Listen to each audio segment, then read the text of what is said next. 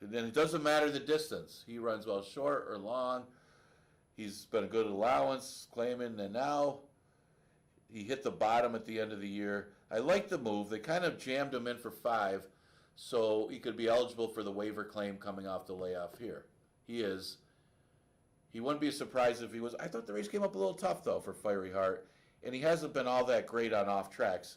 And it just seems like Tommy the Torch and G Money might be more of the off-track horses, where Fiery Heart is not, but he's just the better horse. But again, he's off the layoff. I'll go 2, 4, 5. All right, 5th race, a never won 2 condition, going 6 furlongs. Hard to love anybody in here. Tap It Easy appears to be the speed of the race.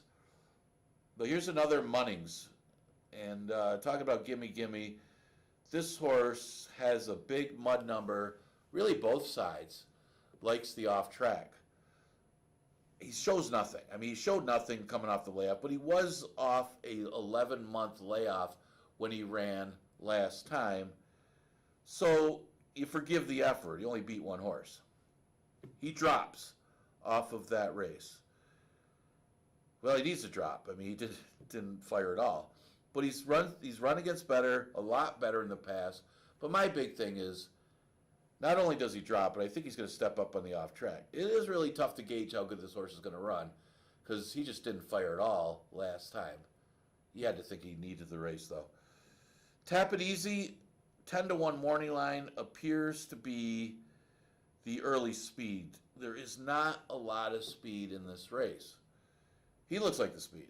I mean, maybe not today. Governor can send from the rail, or Swift Bank could be aggressive, but for natural speed, who shows natural speed, even though it's more route speed, I thought his last race in the sprint, he showed enough speed to get in front of this field. Again, his speed's more route speed. I don't know how fast he actually is and how aggressive anybody else is going to be.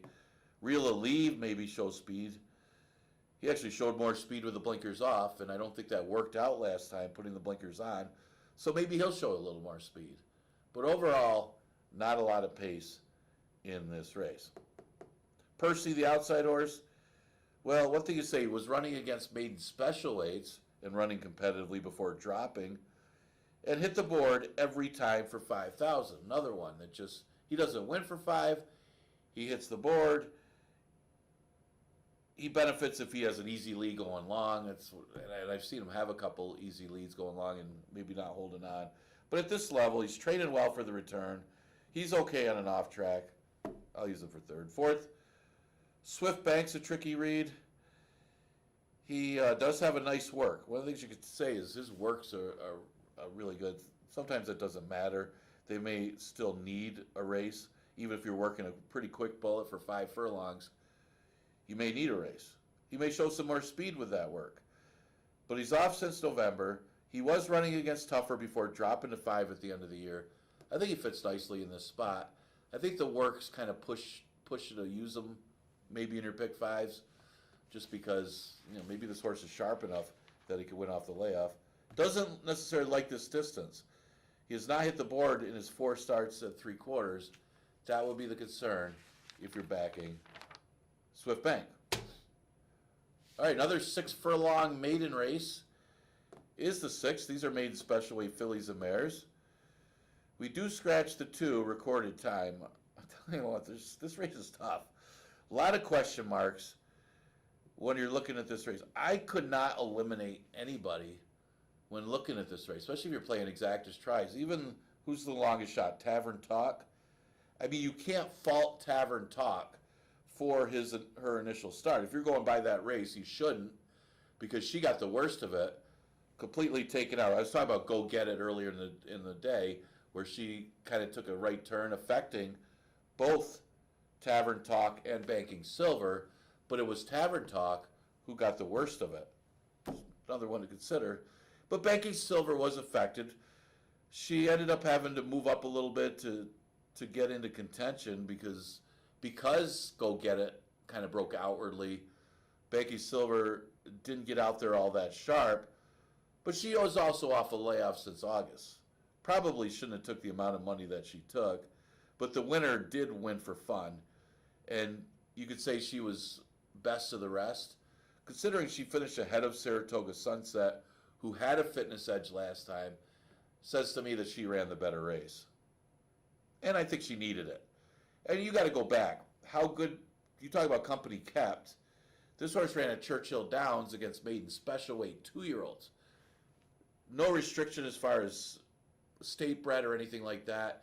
You're getting some really solid company.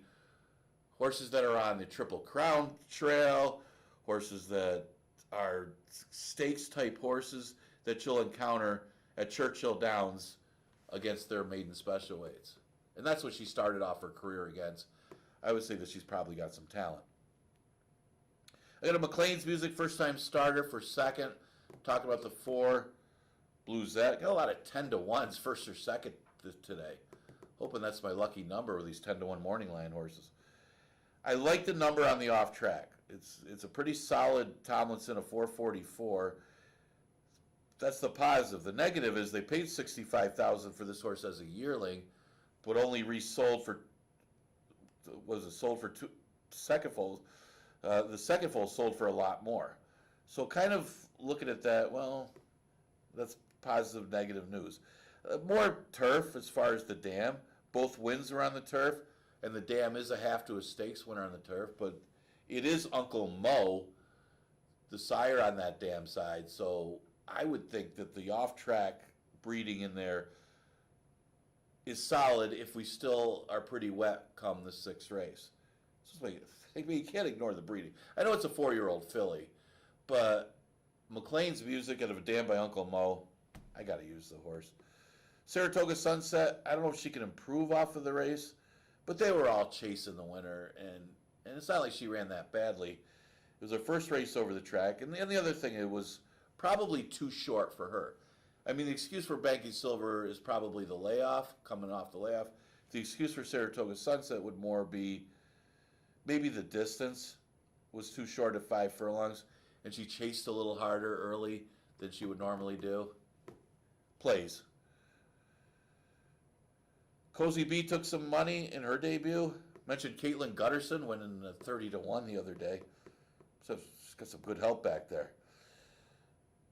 But Steven rode this horse last time, and I tell you what, she was kind of in tight a little bit early, you know, trying to come up the rail, a little skittish early, finally got her out, and she was making a move late. She definitely had a lot of horse in the late stages of the race. How good was that race was the big question. Was the Back to Cali race better than the Rock Me race? I don't think so. But it was a good effort for a start, and she took money. Wouldn't be surprised if Cozy B made it to the winner's circle. You got a first time, this is a tough race. You got a first time starter in Red Hot Hottie? Hot Rod Hottie. I think I say that other one wrong too. Pretty well bred horse, first time starter. Another one that's got some munnings in that breeding. Only LaDuce stepped up last time. She had some good races for 11-9 last year. She would probably be the biggest stretch in here. But I'm going 8, 4, 5, 7. All right, feature race of the day. We run this annually around Memorial Day. This year we're gonna run it right on Memorial Day. We did get plenty of scratches. Maybe it makes it a little easier for you. Scratch the 3, Crypto Causeway. Scratch the 5, Seems Like Destiny. He's Lone Speed on Wednesday. See if he can get it done. Scratch the 6, What's Up, Bro? Scratch 7, Hit the Post. That's the Ontario County winner. Much tougher today. Hey, Hey, Harry, the 8 scratch. And the 10, Papa's Prince. So 3, 5, 6, 7, 8, and 10. Cabercoa will be on the 11. Quiet Wisdom, as Edgar Zayas didn't make the trip. All right, so I think the inside and outside seem to have the class and numbers advantage on these two. And from an off-track standpoint, I think Antonio Venet's going to like it, not mind it anyway. I just think he comes out of better races. Those are tough allowance races, and he's got more speed. He is the speed from the rail. I know on the outside, 10 Cent Town isn't going to let him get far away from him, and Ladies Golden Guy could be aggressive, but he's the inside speed of the race. And I'm looking back. This horse has got a very good resume, some pretty good races in the past. He's a three-time stakes winner, running in the New York Stallion Series stakes, so you know he can run without Lasix. I know he's been doing most of his damage lately with Lasix, but you know he can run without Lasix. He's done it before. He won the Damon Runyon Stakes by about 9 lengths. That's how dominant and impressive this horse was as a 3-year-old. Well, now he's at age 5. He's gelded, but he does attract Sophia Vivas to ride the horse from, and he should be on the lead. The biggest threat, obviously, is going to be the Brad Cox trainee on the outside. And he doesn't mind an off track either. You look at the overall record for 10 Cent Town. His best lifetime buyer ever, a 93, was performed on an off track. Some reason to like 10 Cent Town. They paid $40,000 for him as a 2-year-old. Only thing where maybe I like Antonio Venice a little more than this one is the experience without Lasix. Antonio Venice has proven that he could win stakes races without Lasix. 10 Cent Town is coming off the Lasix, and not sure how well he'll run. Obviously, all Brad Cox horses run well, so he's a big threat, especially because he's performed so well on off tracks in the past. Now, I needed somebody for third. Now, Cable Ready's returning. He's going turf to dirt. He's outside to inside. Didn't like all that. Ladies Golden Guy and Tacony Road, they have a rivalry. Tacony Road won this race last year, but had a later DQ, and Ladies Golden Guy actually was awarded the George Barker last year. So he's the defending champ, actually.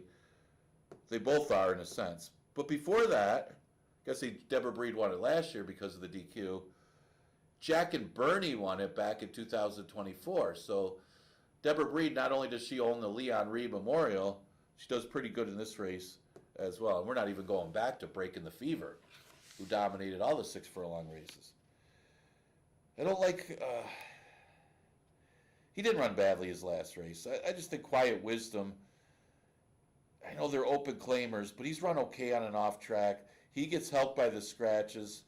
He hits the board a lot. His numbers are good. And let's face it, I just like into mischief horses. So I'm going to throw him for third, because after I get past Antonio Venice and 10 Cent Town, I didn't really like anybody else in this race with all the scratches. So that's where I'm going. That is our feature race. Our first stakes race of the season. I believe off the top of my head, I didn't write it down, 41st running, I want to say, of the George Barker. He's a former GM here. 8th race, 6 furlongs, 5,000 claimer to finish it off. Scratch the 2, double shot. I mean, it matters how wet the track is late in the day, especially these last couple of races, including our feature. I still expect it to be off. I don't know if we're going to upgrade from sloppy if it does clear up a little bit later. I'm going to lean towards Looking Super. I mean, he's disappoints you sometimes because he does get pace dependent in a lot of his races. I do like the fact he's got a bullet work since the last race, and he was rolling last time, going 4.5, and he's going one of his best distance today, 6 furlongs. Going to lean towards him, but he's going to need the pace. I mean, you got the speed of Storm and Sammy, who didn't break in his first start off the layoff, and was lone speed last time, but just couldn't sustain it. Collie Stream will probably go out there with Storm and Sammy. I know Storm and Sammy's a little bit quicker. Not sure if he'll clear early or not. Collie Stream's coming in with a bullet. But it gives pace to chase for Looking Super and Revivalism. Interesting horse is Revivalism. I said I got a few 10-1 shots, either first or second, throughout the day. This is what I liked a little bit in the last. His last race was when he dropped to 5 of the season, and he won over a muddy racetrack. Not only won over a muddy racetrack, that victory was his best lifetime buyer, performed on an off track. He's got a good Tomlinson for the off. It's all a question of the layoff, but at least he's coming back for the waiver claim. He's coming back for the cheaper price when he was running against Tougher last year. I don't think you're going to get 10-1 on a horse that's got a perfect record at 5,000 as better company kept for Windy Lee Farm. But he is 10-1 morning line, and I'm going to use it for second. Starship Tango takes a big drop in class. I know he was more of a filler than anything for busting away last time, and he finished last. but the number is actually not that bad. And he was against the racetrack in a sense because it was a speed favored racetrack for a lot of the day. Yeah, he just hasn't seen this level in a while. The last time he was in a beaten claimer at Finger Lakes, he won an 11-9 spot. He could win here. I got him third. And Collie's Dream, I always got to respect these Chris Engelhardt horses coming off the layoff. They've been sharp. He's got a bullet work leading up to the race, and he's got a couple wins on off tracks. Plus, he switches back to Andre Worry. A lot of things to like on Collie's Dream. I think you can use a few of them if you're playing the pick five. Remember, the pick five, the late one, we have the early one in the first, but the late one starts in the fourth. That's where we have the carryover pool of over $15,000. It's already added to the pool. Great way to spend the Memorial Days if you can hit a pick five. I'd use a few of them in the last. You do want to get there. And I didn't think that you had any strong singles for that late pick five. You can narrow the fields down. Depends on how much your budget and how much you want to spend. And if you want to beat some of these favorites to make the thing pay better. Now, no live racing tomorrow. Just want to remind everybody of that. No live racing tomorrow. We are going to continue live racing on Wednesday. We actually got 9 races on the card for Wednesday with the 12:55 first post. Happy Memorial Day. Good luck with your selections. Enjoy the food trucks. And, of course, the feature race will be race number 7, the George Barker. And then, of course, Wednesday, our next live day. I'll see you then, because that's going to be a 12:55 first post.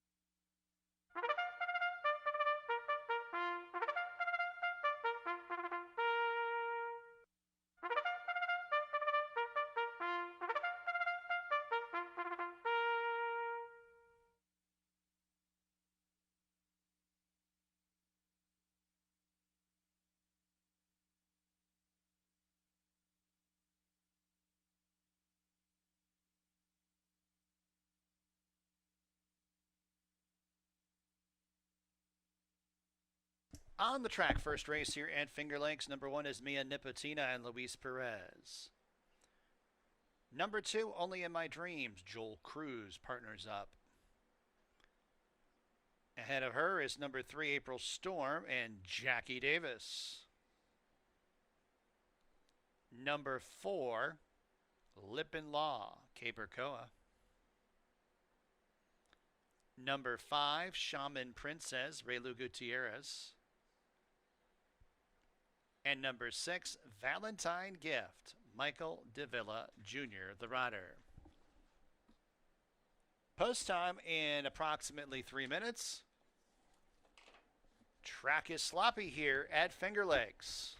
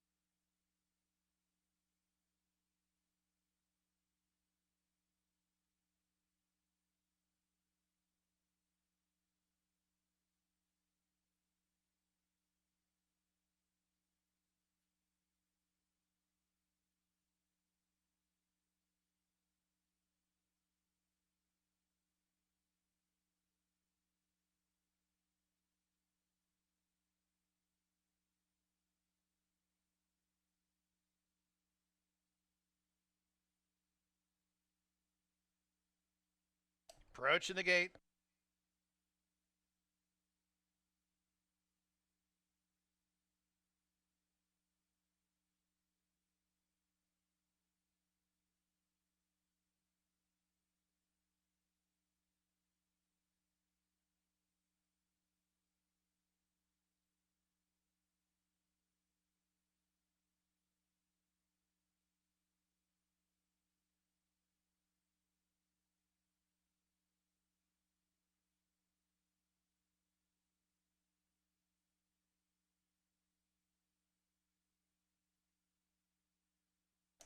And the horses have arrived at the starting gate. First race from Finger Lakes.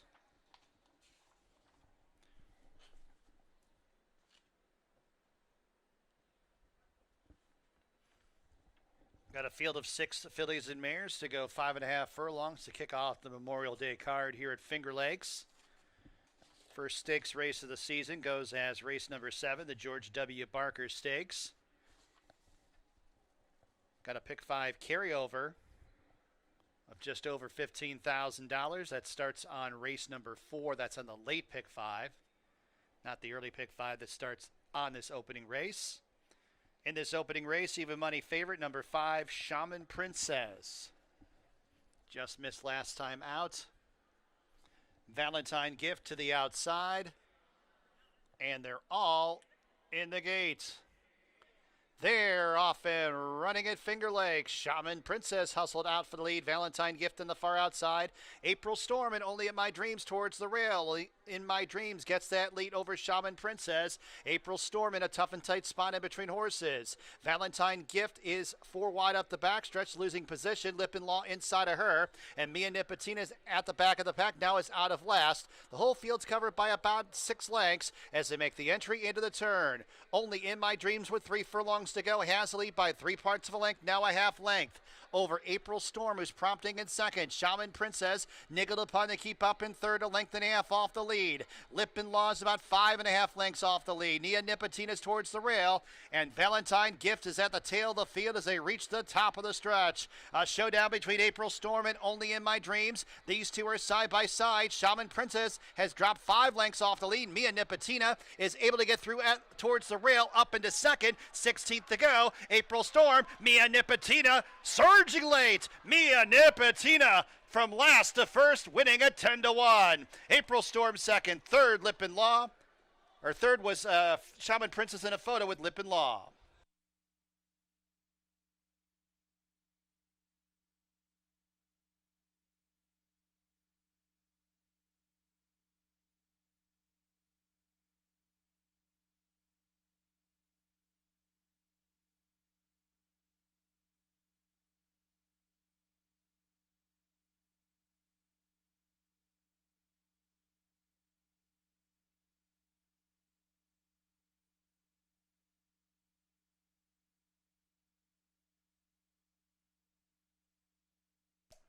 One, 3, 5, and a photo for fourth. Mia Nipotina first. 5.5 furlongs, 105.80.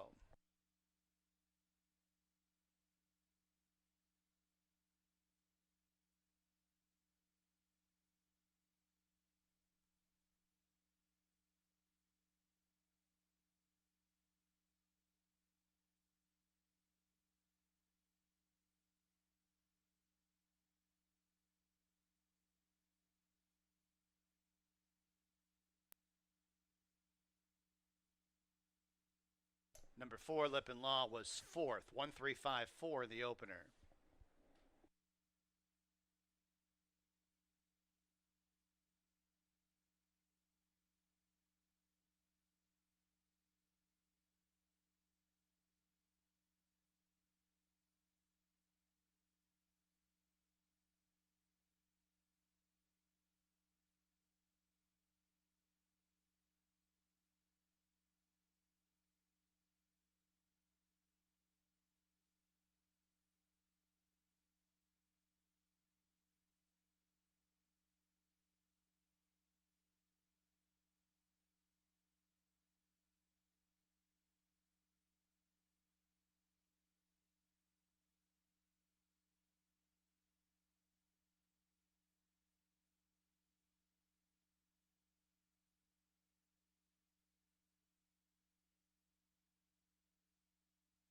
In the winner's circle, number 1, Mia Nipotina, New York bred, 5-year-old bay mare by Frank Conversation out of young Anna Lee.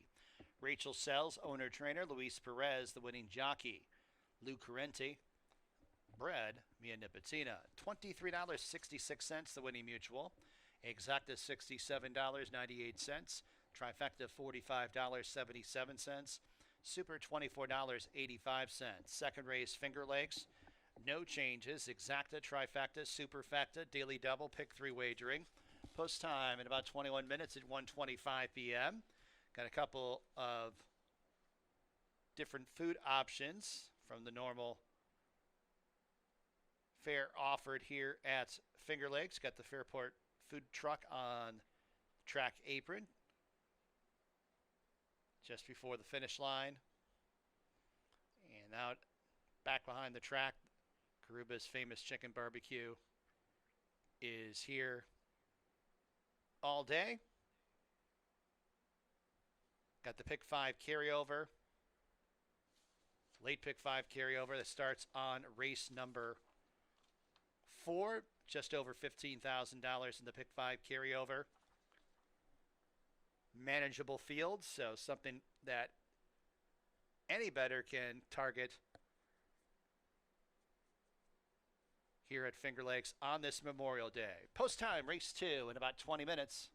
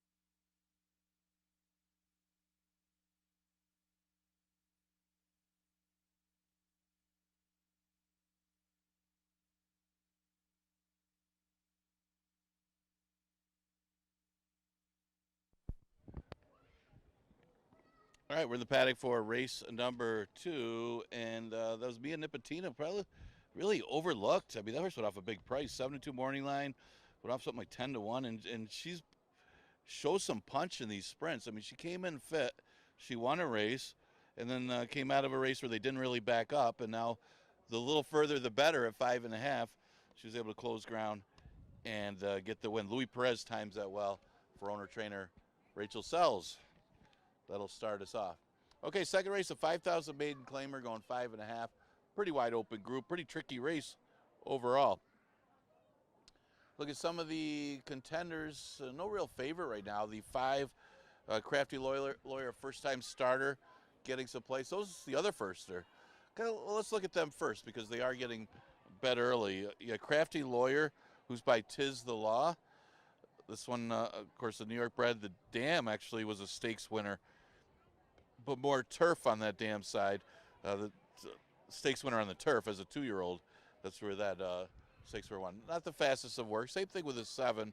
Imagine's a 4-year-old making her first start. She's a Florida bred.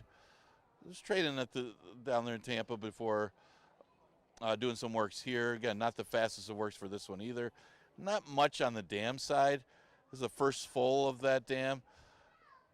Let's see how she does. Yeah, she's making a belated move to the races. Again, she doesn't have to be much. It's hard to fall in love with anybody that's been racing. I think that's why these firsters are getting a little more look.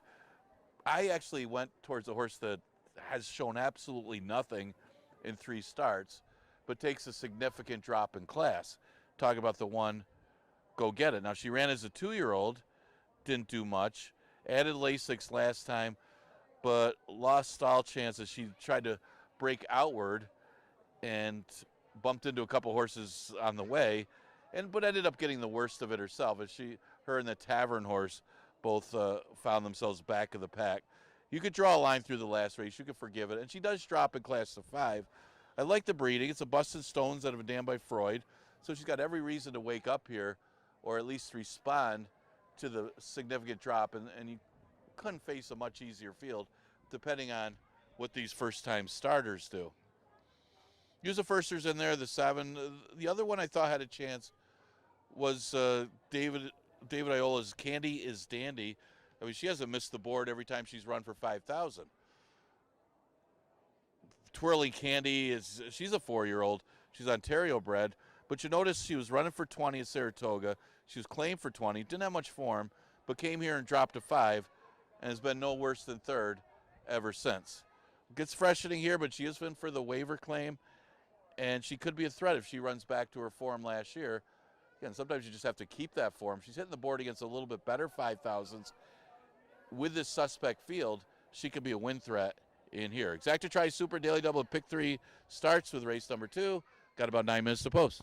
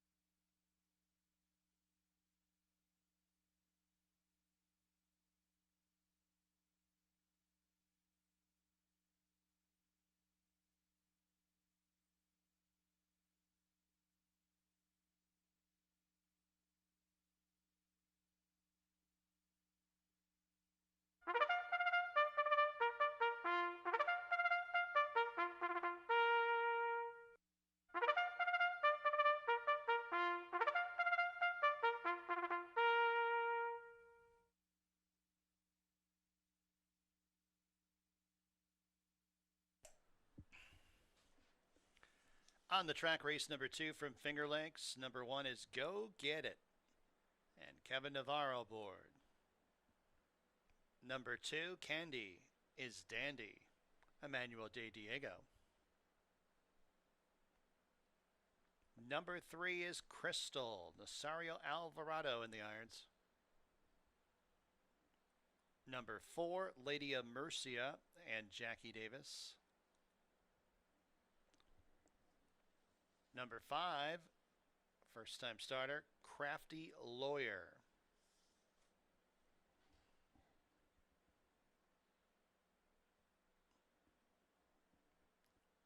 With Oscar Gomez.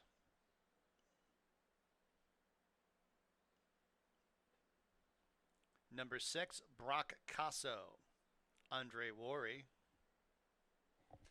And number 7, another firster, Imagine If, with Cabercoa. Post time in just a few minutes.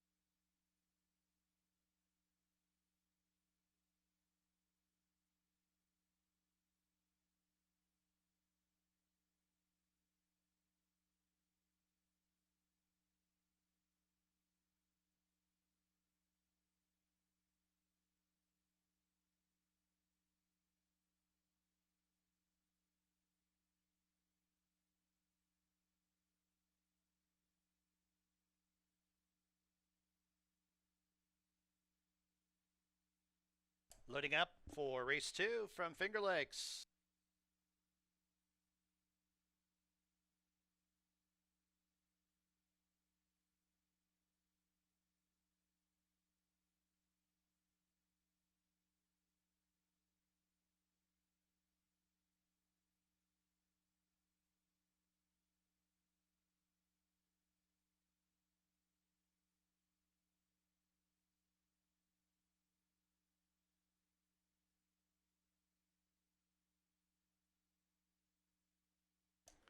Loading up for race number 2.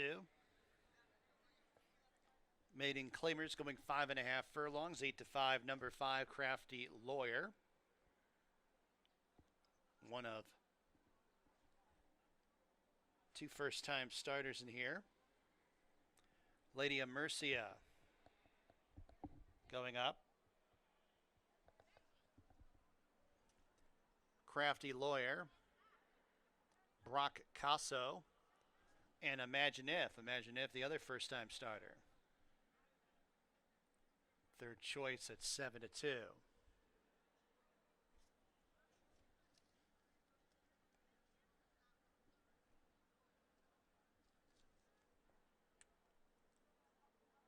And they're all in the gate. And they're off a glorious start. It's Brock Casso who spurts out for the front. Go Get It's at the fence. These two duel for the top spot early on. Candy is Dandy right behind the speed in third. Crystal a length behind her in fourth. Another length back to Lady of Mercia, 3 wide fifth. 2 lengths to Imagine If in second last. And a half length to Crafty Lawyer, who's at the back of the pack, and about 7.5 lengths off the lead. 3 abreast as they go on to the turn. Candy is Dandy from third up into the lead. Go Get It relegated back to second. Brock Casso 3 wide third. Crystal circles up outside in fourth. Lady of Mercia behind horses in fifth. 4.5, 5 off the lead. 3 lengths back to Crafty Lawyer out of last. And Imagine If is at the tail of the field. As they arrive at the top of the home stretch, and it's Candy is Dandy who turns him in. Crystal on the outside second. 3 lengths off the lead. Lady of Mercia grandstand side. Crafty Lawyer fourth. 1 furlong to go. Candy is Dandy. The lead's 5 lengths over Crystal. Lady of Mercy is on the outside, but no threat to the leader. And the eventual winner here, Candy is Dandy. Candy is Dandy with a nice performance today. Lady of Mercia second, Crafty Lawyer third, fourth, Crystal.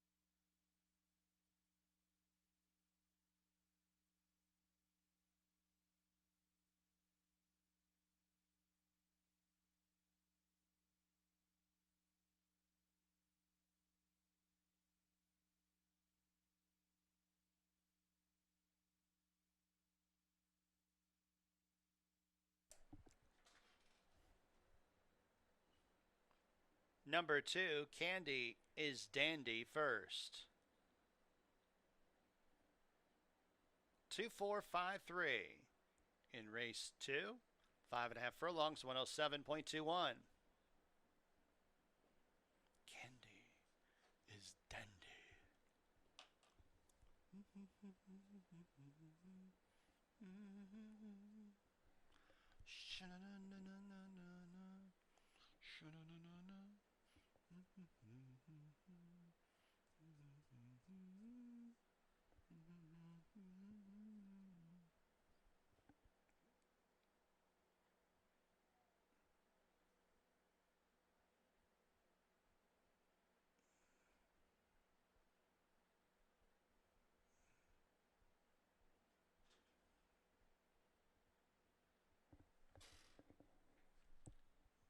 To the winner's circle, number 2, Candy is Dandy.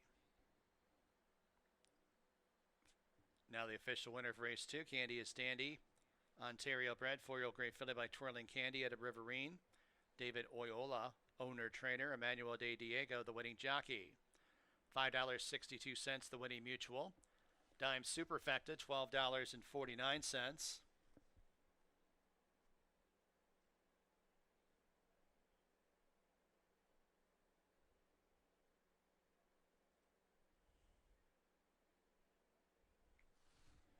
Exacta, $20.64.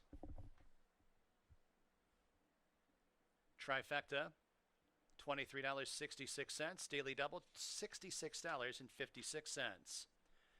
Third race from Finger Lakes, scratch number 6, Bolt to Run. Exacta, Trifecta, Superfecta, Daily Double, pick 3 wagering. Third race starts a 50-cent pick 4. Post time, third race in 21 minutes at 1:55 p.m. Reminder, no live racing at Finger Lakes tomorrow. Live racing after today. Next live racing date will be Wednesday, first post at 12:55. No live racing tomorrow at Finger Lakes.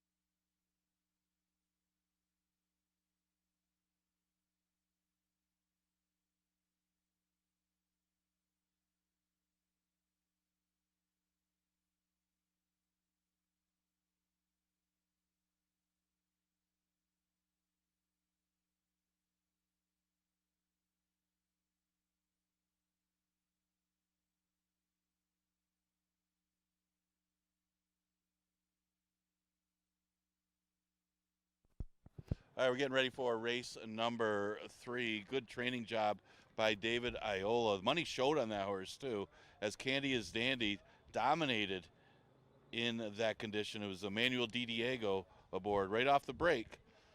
Candy is Dandy was successful. Congratulations to the connections.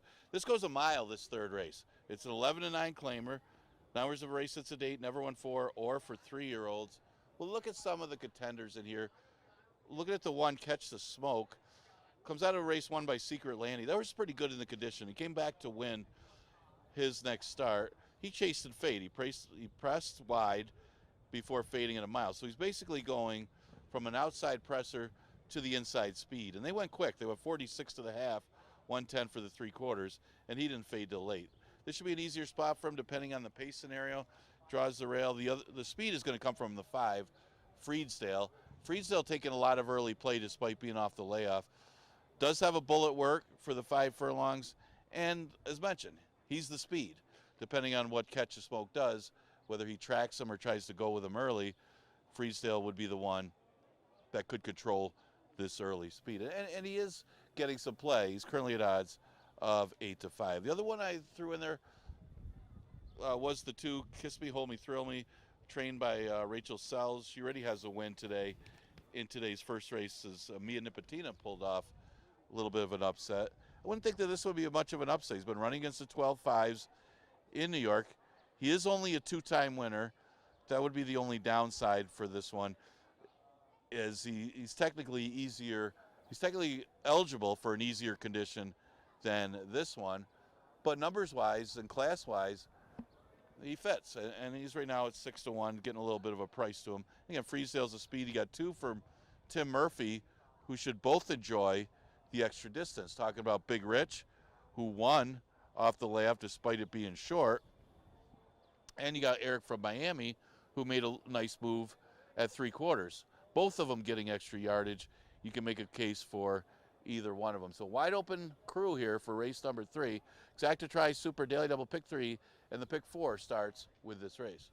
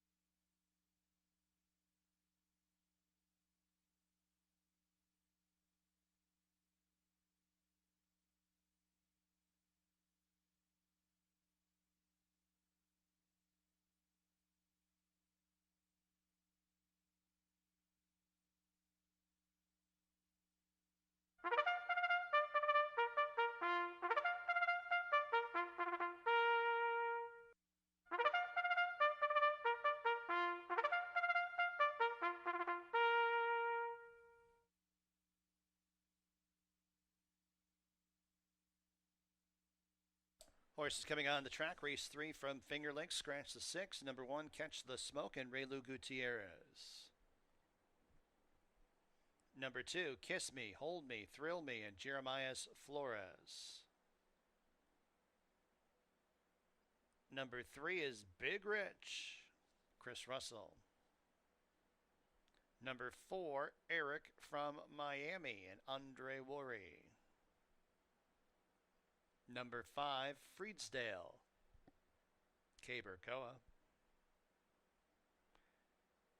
And number 7, Prophetic, Kevin Navarro, the jockey. Post time in just a few minutes.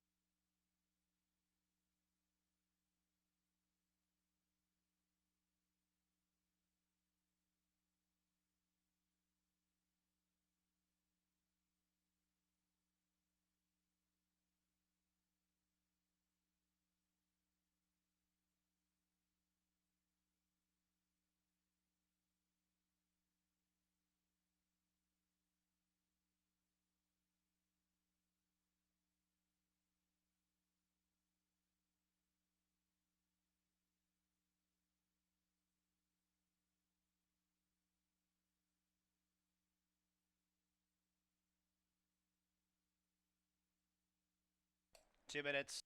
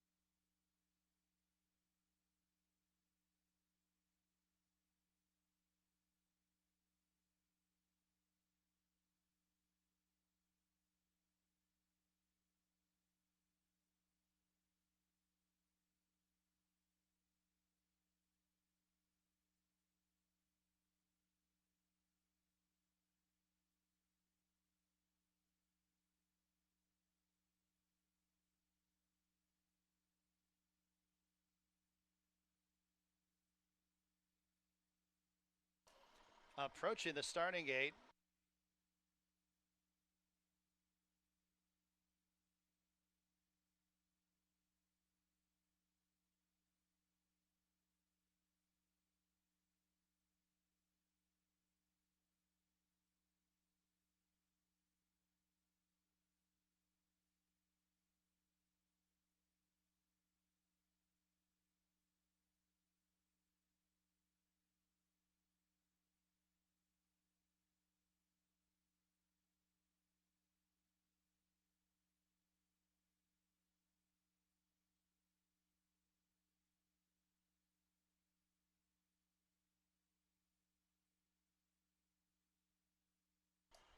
And the horses have arrived at the starting gate. Race number 3 from Finger Lakes. Field of 6 to go once around the Finger Lakes Oval, 1 mile. 3-2, number 1, Catch the Smoke. 2-1, number 5, Freedsdale. Kiss Me, Hold Me, Thrill Me. Up into line. Big Rich. Eric from Miami.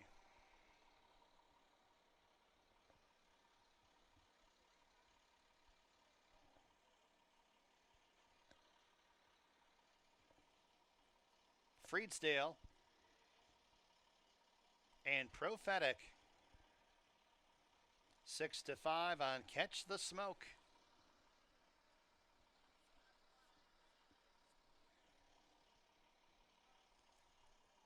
And they're all in the gate.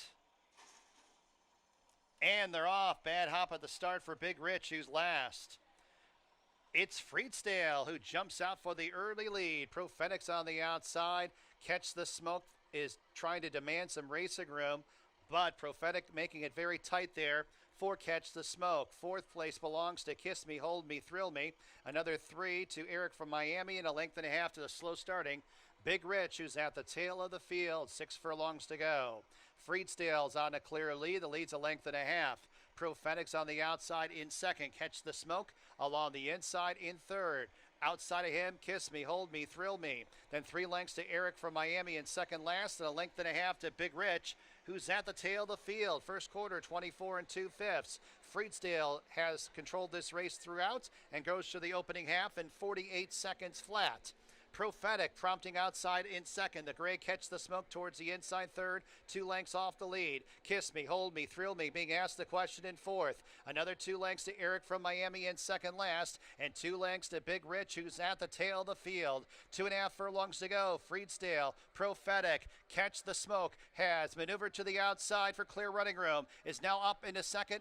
A half length off the lead of Freedsdale. Big Rich is on the outside up into 4th, but still many lengths off the leader. And that leader is Freedsdale. Freedsdale runs down to the final furlong with the lead by a half length. Catch the Smoke comes to tackle, and Catch the Smoke now poking the black blinkers in front. And Catch the Smoke, the gray, scampers clear by 2 lengths over Freedsdale in 2nd. It's Catch the Smoke. The even money favorite wins by 3. Freedsdale 2nd, close for 3rd. Big Rich to the outside of Prophetic.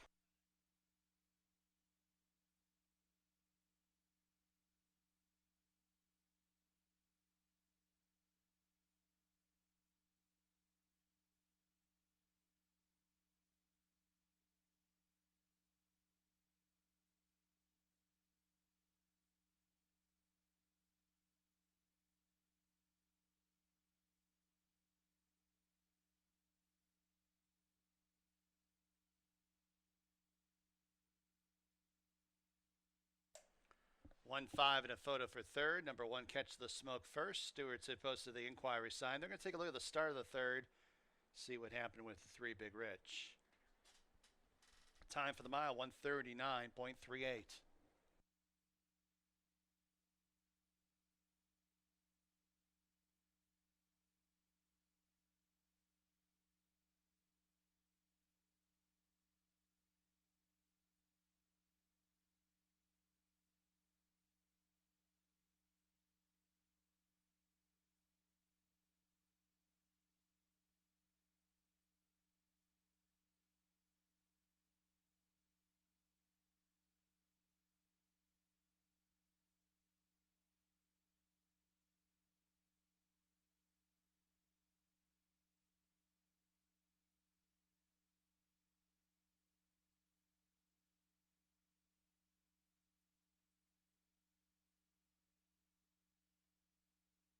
Number 3, Big Rich was third, 1-5-3-7.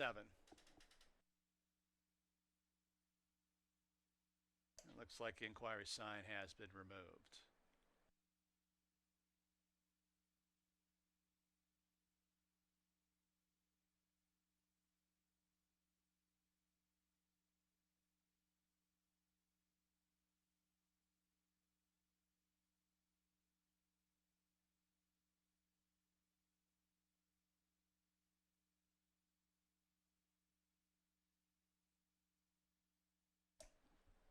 Back to the winner's circle. Number 1, Catch the Smoke.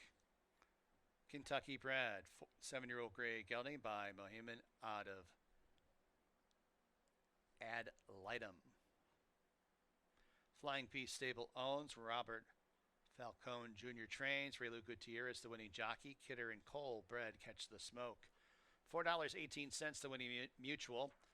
Double $14. Exacta $12.80. Trifecta $9.91. Dime Super $7.99. Fourth race at Finger Lakes, scratch number 6, Dorothy's Happiness. Exacta, trifecta, superfecta, daily double, late pick 5 wagering. Late pick 5 has a carryover going in of just over $15,000. Post time, race number 4 in about 21 minutes at 2:25 p.m.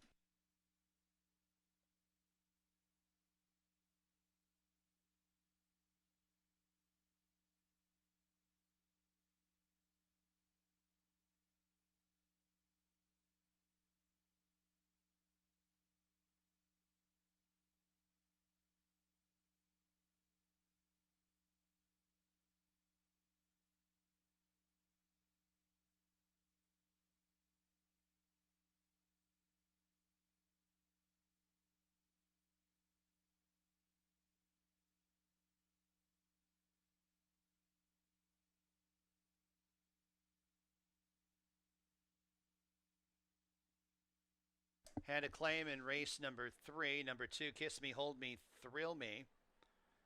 New owner trainer M. Anthony Ferrero. Number 2, Kiss Me, Hold Me, Thrill Me, claimed out of race 3.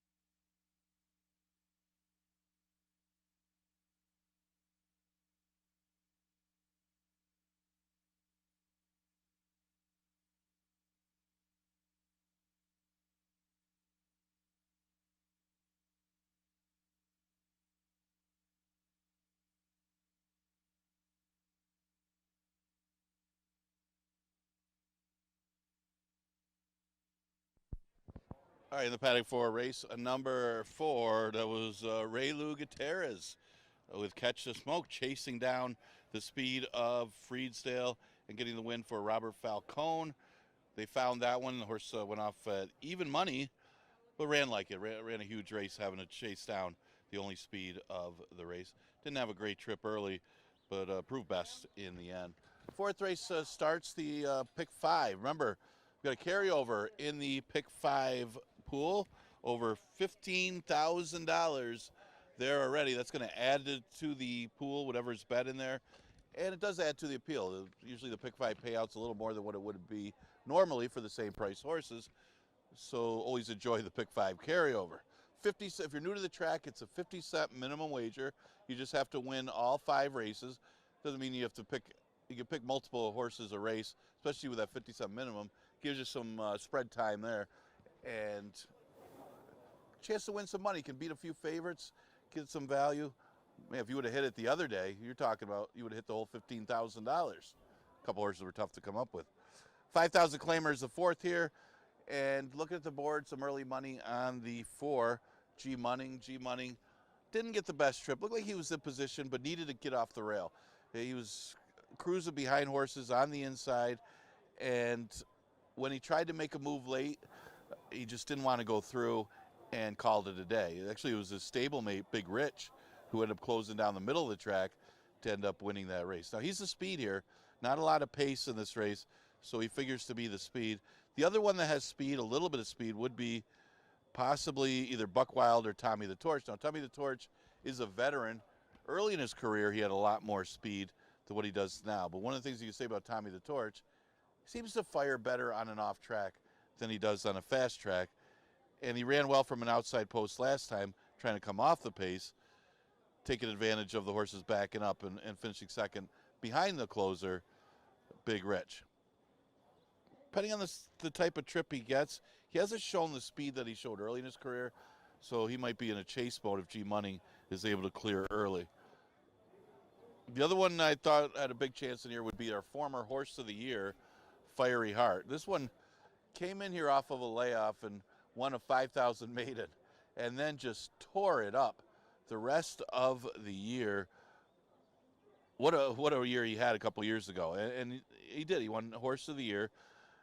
He did have as good a year in 2025, but he was very lightly raced with only 6 starts in 25. Kind of put him over his head when he went to New York over the previous winter. But he was in the right condition. He was running against the 11 and 9s. Dropped a 5 at the end of the year so he could be eligible for the waiver claim. He's back for the 5. Gets in here in a tough field, but if he runs his race, he's another win threat in race number 4. Again, we scratched the 6, Dorothy's Happiness. Exacta Tri Super Daily Double in the late pick 5 with that $15,000 plus carryover starts in here.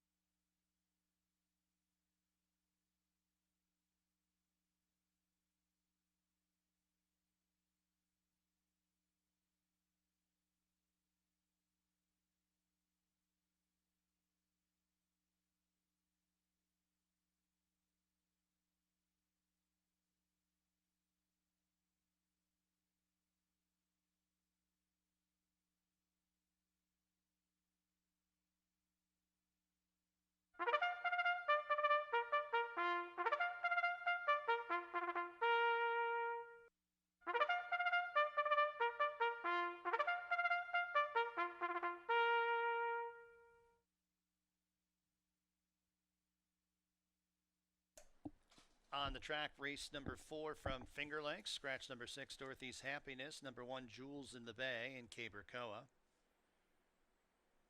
Number 2 is Tommy the Torch and Emmanuel de Diego.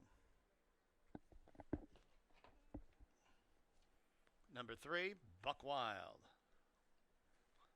and Laird Bailey. Number 4, G Munning and Michael Davila Jr. Number 5, Fiery Heart and Kevin Navarro. And number 7 is Retail Man and Jackie Davis. Post time race 4 in about 3 minutes. Another reminder, if you will, pick 5 carryover in this 4th race, just over $15,000.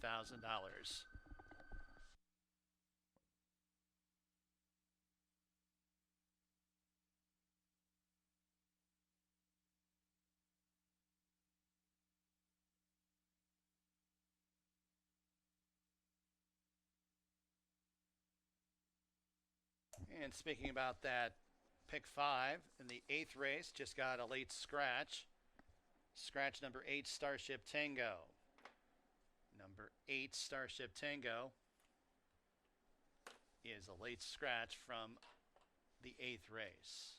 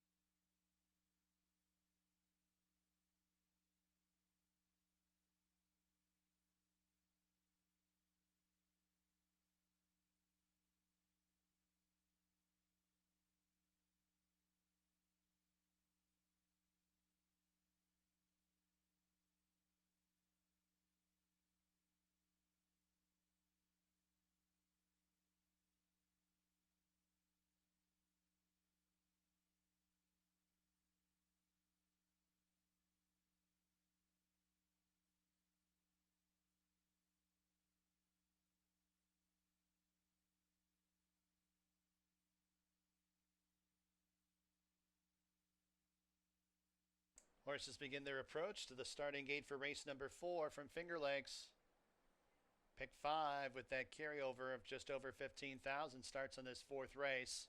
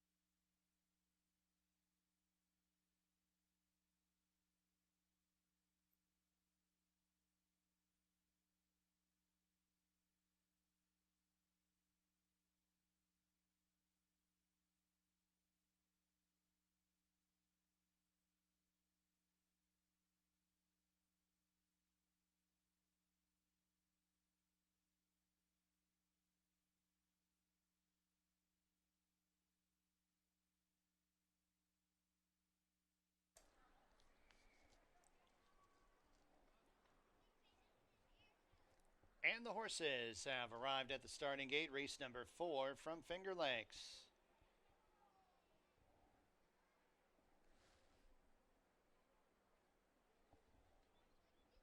Got a field of 6 to go 6 furlongs. 8 to 5, number 4, G Money. 2 to 1, number 5, Fiery Heart. 5 to 2, number 2, Tommy the Torch.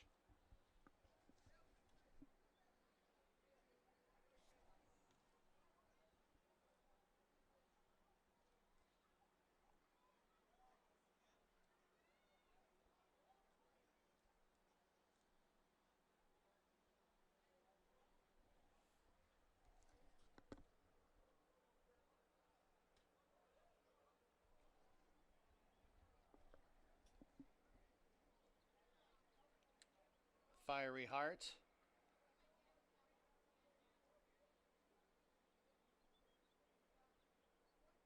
And they're all in the gate. Riders off, Jewels in the Bay.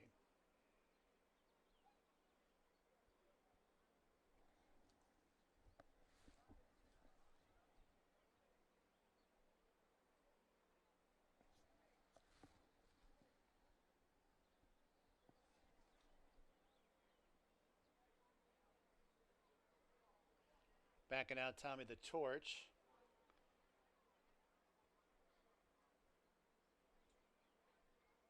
Looks like we're backing out horses here.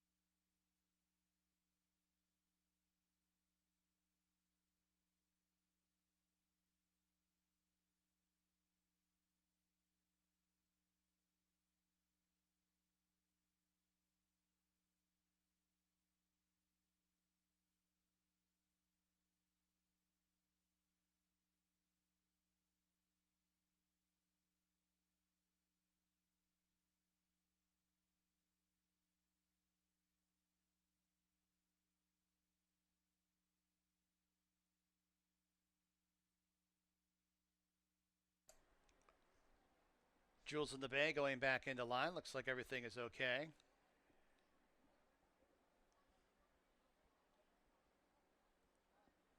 Even money now on number 5, Fiery Heart. Told you about the pick 5 carryover all afternoon long. 15,000 in the carryover. Now over 148,000 in new money. Just shows you what A little bit of a carryover can do. They're all in the gates, and they're off. Buck Wild, a slow start, is last. It's Tommy the Torch and Jules in the Bay. These two barrel out for the front. G Munnings on the outside to make it a line of three. Fiery Hearts to the outside of Buck Wild, fourth and fifth. And Retail Man's in the sixth and trailing position and about 9 lengths off the lead. 3 horses pressing the pace. Jules in the Bay to the half-mile pole has the lead by a neck. G Munning outside in second. Tommy the Torch races in third. 3 lengths back to Buck Wild in fourth. Fiery Hearts in fifth and 7 lengths off the lead, and a gap of about 9 lengths to Retail Man who trails. First quarter, 23 seconds. G Munning takes over the lead. It's Fiery Heart on the outside, starts to catch the eye. Fiery Heart from fifth up into second. Tommy the Torch attempts to go with that one. Buck Wild will follow Fiery Heart outside in fourth, and it's Jules of the Bay as they arrive at the top of the stretch. G Munning, but it's Fiery Heart. Fiery Heart gets every chance on the outside to pass G Munning, and these two are first and second with 1 furlong to go. Then it's Tommy the Torch and Jules in the Bay and Buck Wild third, fourth, and fifth. 16th to go. Fiery Heart gets the upper hand late over G Munning. It's Fiery Heart victorious over G Munning. Tommy the Torch was third. Buck Wild fourth.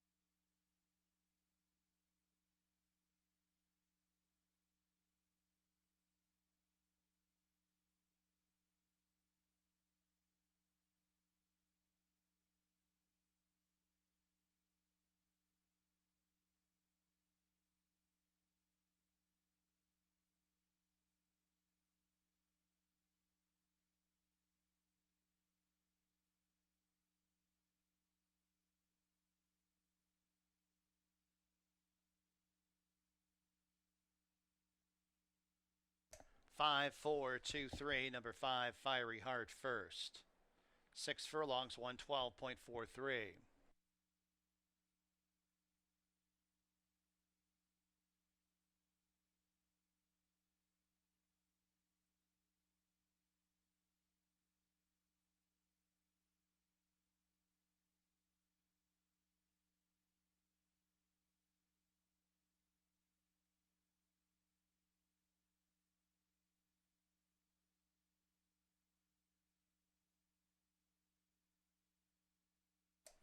Back to the winner's circle, number 5, Fiery Heart.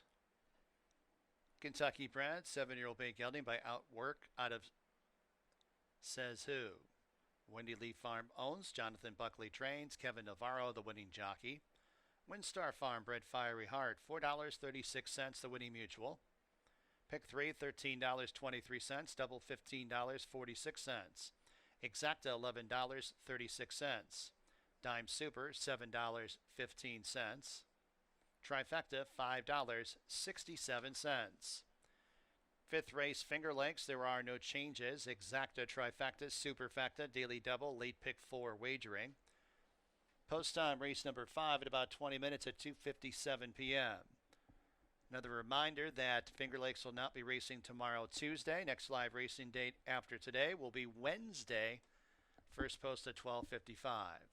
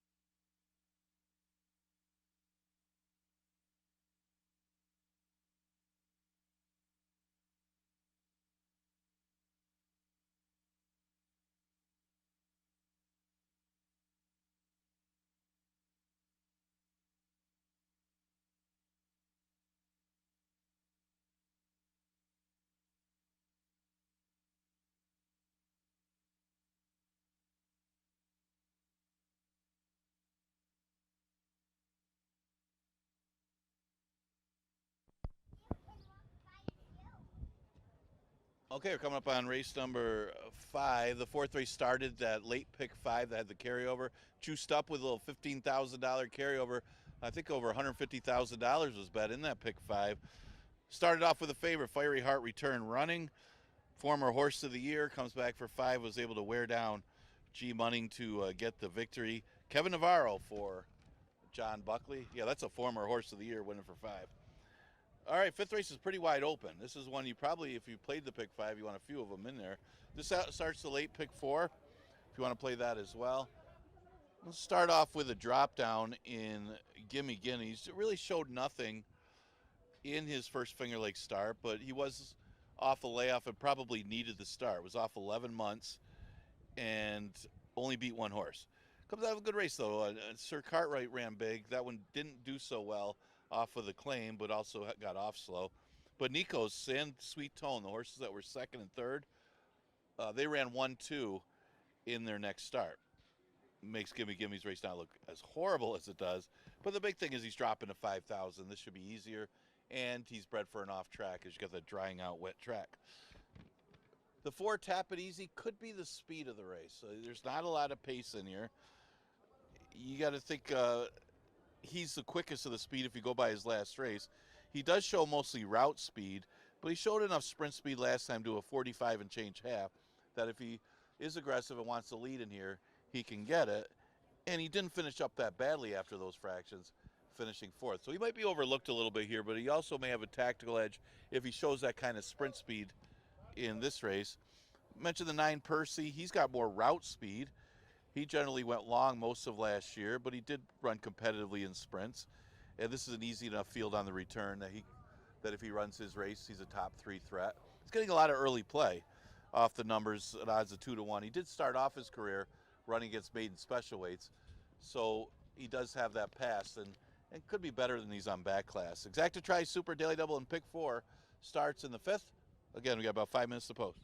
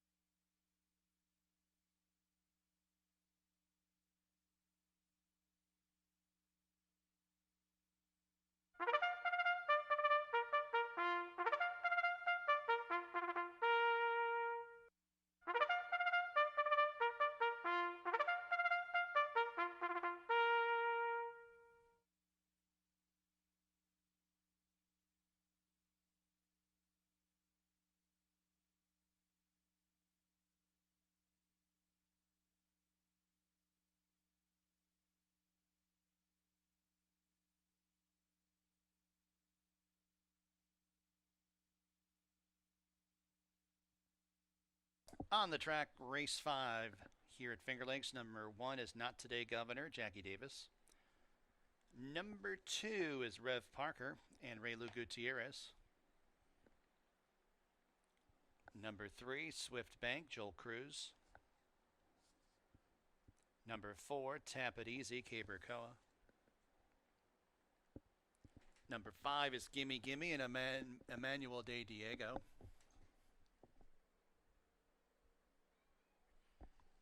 Number 6, Redoubtable Ripken and Oscar Gomez. Number 7, Real Aleve and Nazario Alvarado. Number 8, Support the Cat and Stephen Frett. And number 9, Percy and Luis Perez. Post time in just a few minutes.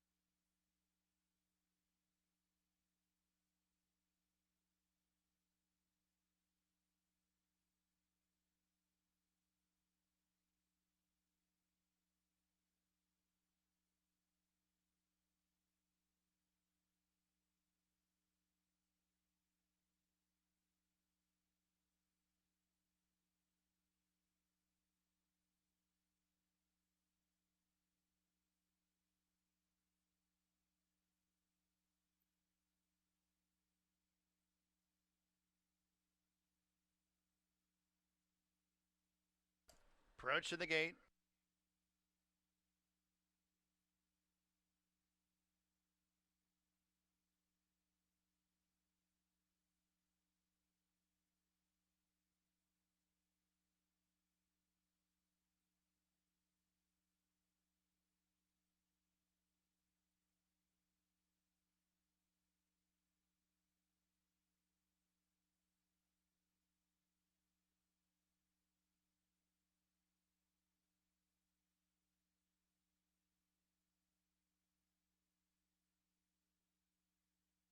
And the horses have arrived at the gate for race number 5 from Finger Lakes.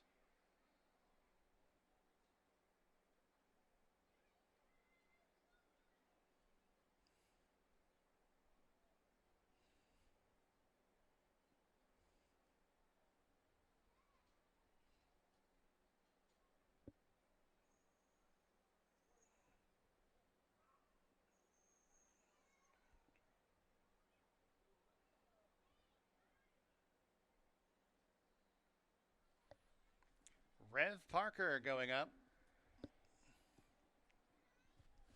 3-2 on Percy. Swift Bank.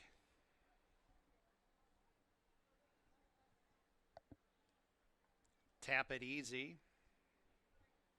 Gimme, gimme.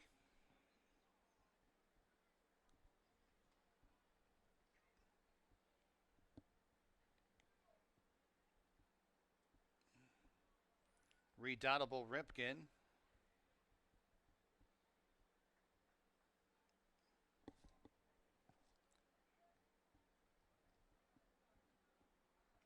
Real Aleve. Support the Cat. And current favorite at 8-5, Percy.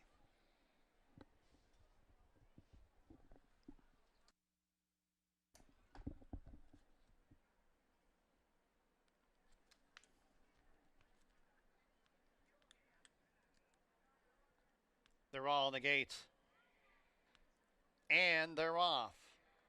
Support the Cat sending out for the lead, but it's Swift Bank who gets that early lead. Not today, Governor, improving up the inside in second. Rio Aleve third. Support the Cat now losing fourth to Tap It Easy. Sixth place, Percy in those blue blinkers. 7 lengths off the lead. A half length back to Gimme Gimme, who's in seventh. 3 more lengths back to Redoubtable Ripken, and a space of about 10 lengths to Rev Parker, who's at the tail of the field. Not today, Governor, into the turn, has a lead by 3. Swift Bank in pursuit in second. Tap It Easy towards the inside third. Rio Aleve nudged upon in fourth. Support the Cat losing position in fifth. 8 lengths off the lead. 3 lengths back to Gimme Gimme, and then it's Redoubtable Ripken towards the inside, starting to get going from the back of the pack, and then it's Percy many lengths back to Rev Parker, who's at the tail of the field as they reach the top of the stretch. Not today, Governor off the turn. Swift Bank. Here's Tap It Easy trying to split horses. Redoubtable Ripken's up into fourth. 6 lengths off the lead and continuing to close in. 1 furlong to go.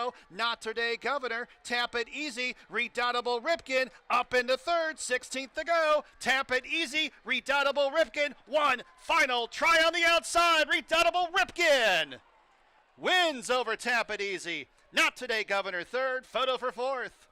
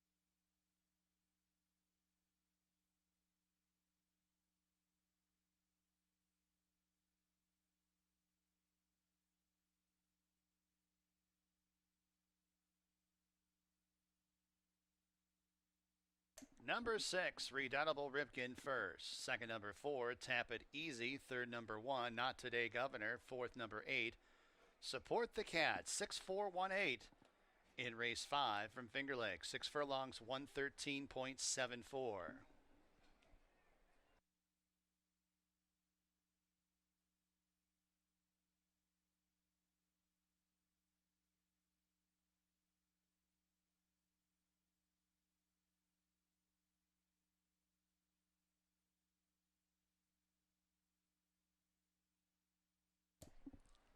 $18.44 the winning mutual. Redoubtable Ripken back to the winner's circle. Maryland bred. 4-year-old dark brown gelding by Paintner out of Andy Mack. Big Cherry Racing owns Matthew Clark Trains. Oscar Gomez the winning jockey. Thomas Rooney bred. Redoubtable Ripken. Double, $55.76. Pick 3, $39.45. Pick 5, $1,044.28. Exacta, $62.62. Trifecta, $531.69. 6 race here at Finger Lakes. Scratch number 2, recorded time. Exacta, trifecta, superfecta, daily double, pick 3 wagering. Post time, race 6 in about 20 minutes at 3:27 p.m.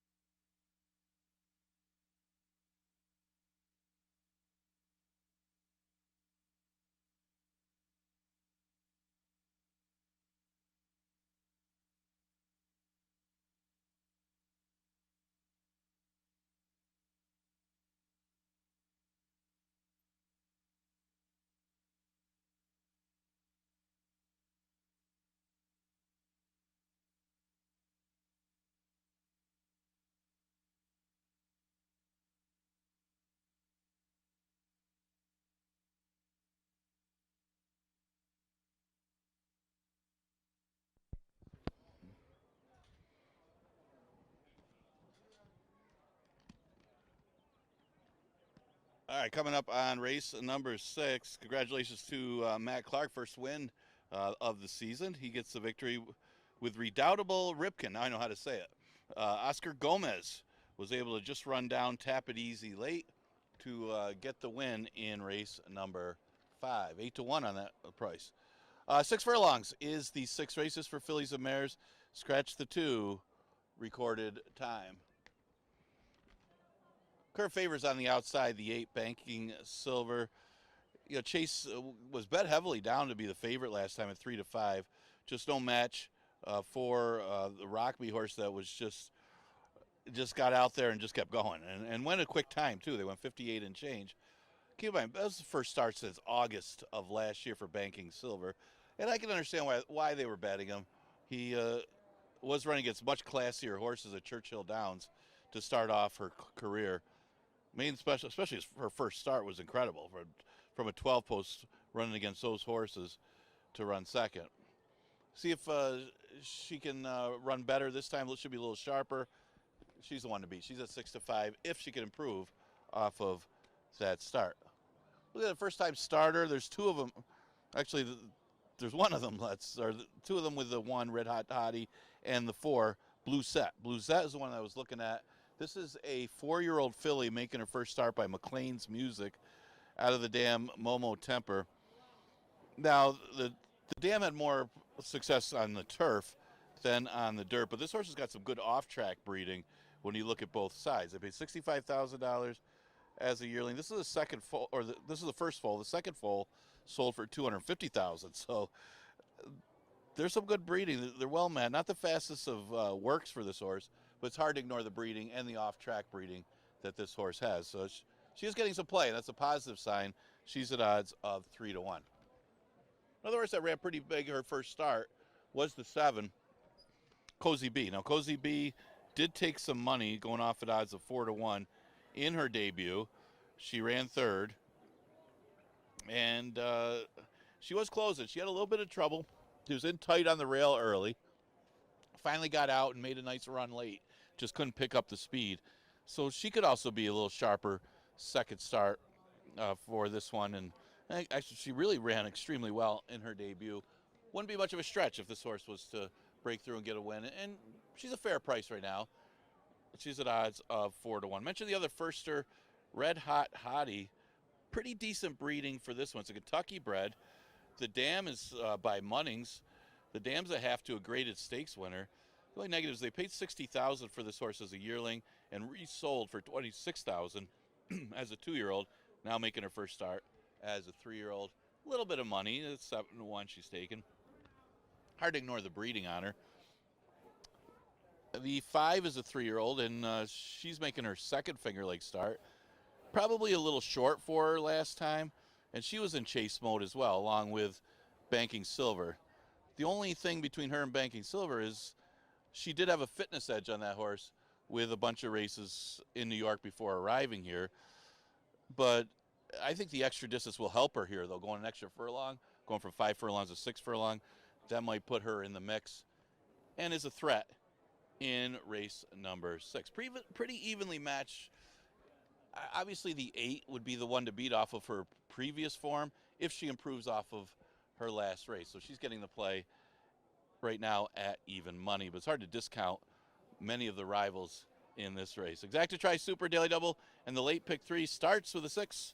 Again, scratch the 2, recorded time.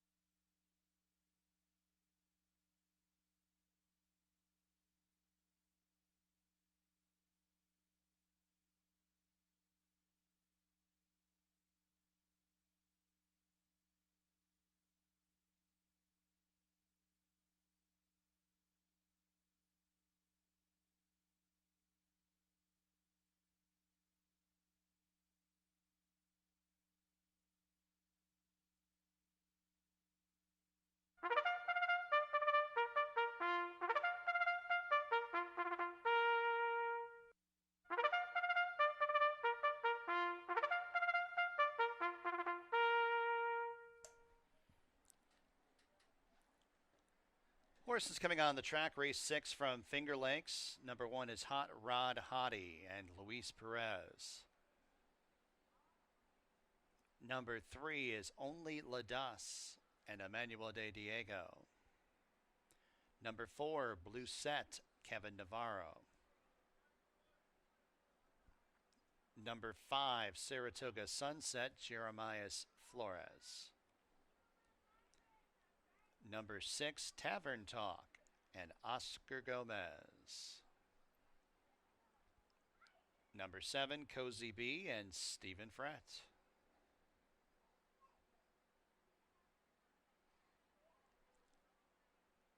And number 8, Banking Silver, Raylu Gutierrez in the irons. Post time in a few.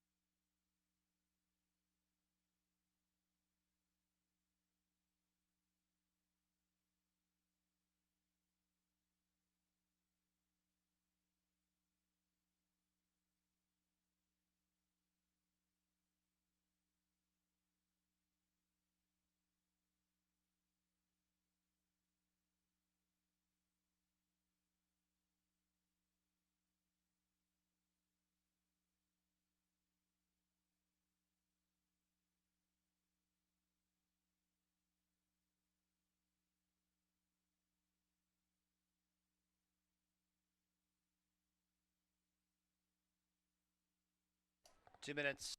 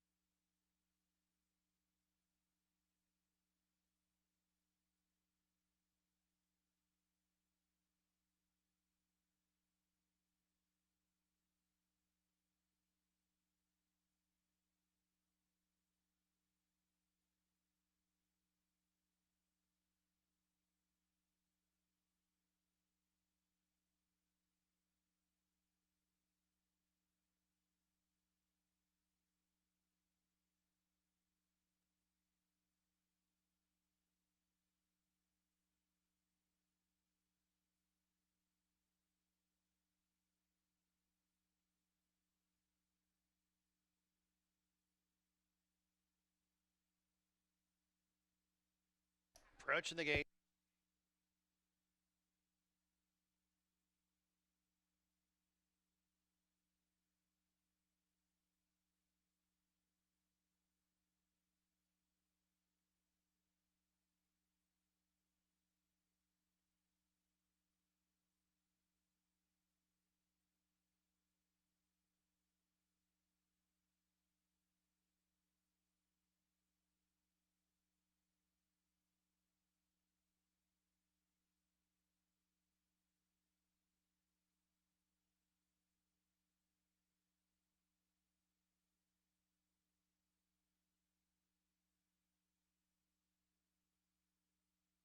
Fillies and Mares have arrived at the gate. Race 6 from Finger Lakes.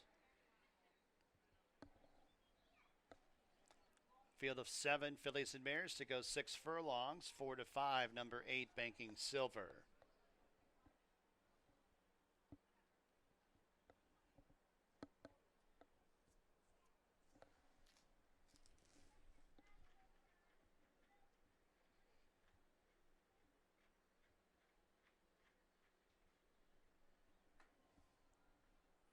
Cozy B.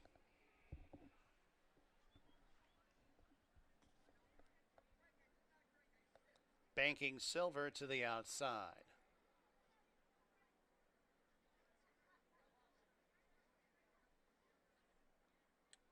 They're all the gate.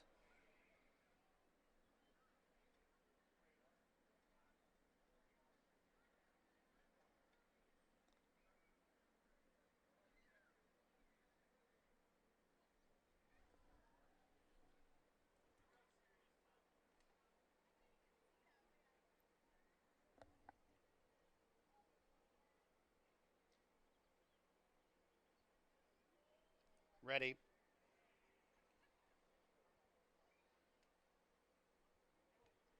And they're off. The inside, 2 of the inside 3 didn't get off to good starts. Hot Rod Hottie and Blue Set.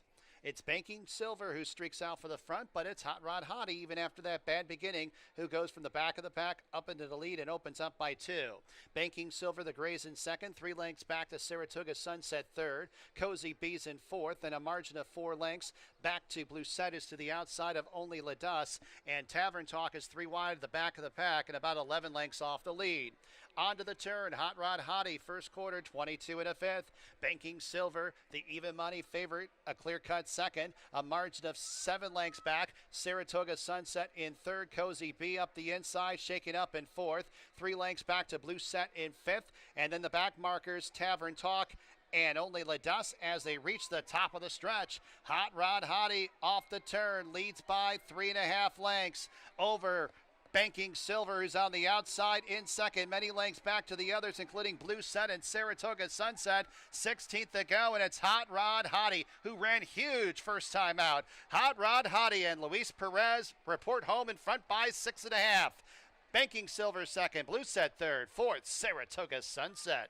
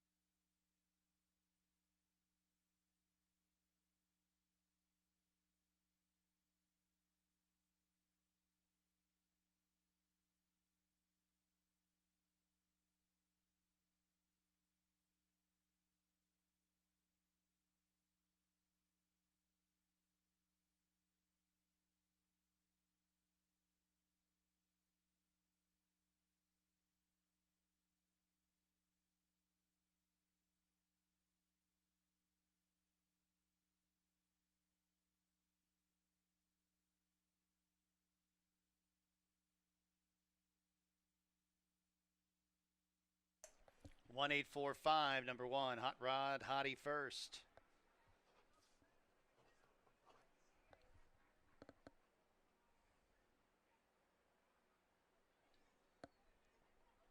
6 furlongs, 111.04.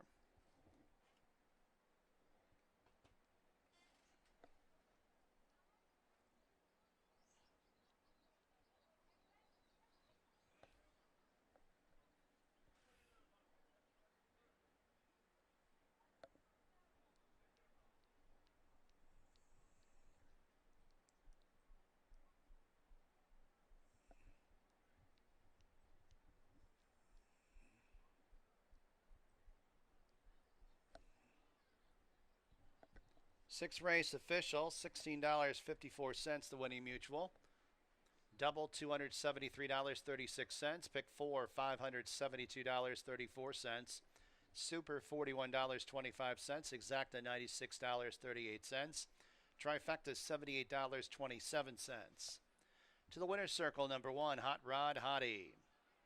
Kentucky bred, 3-year-old bay filly by Yapan out of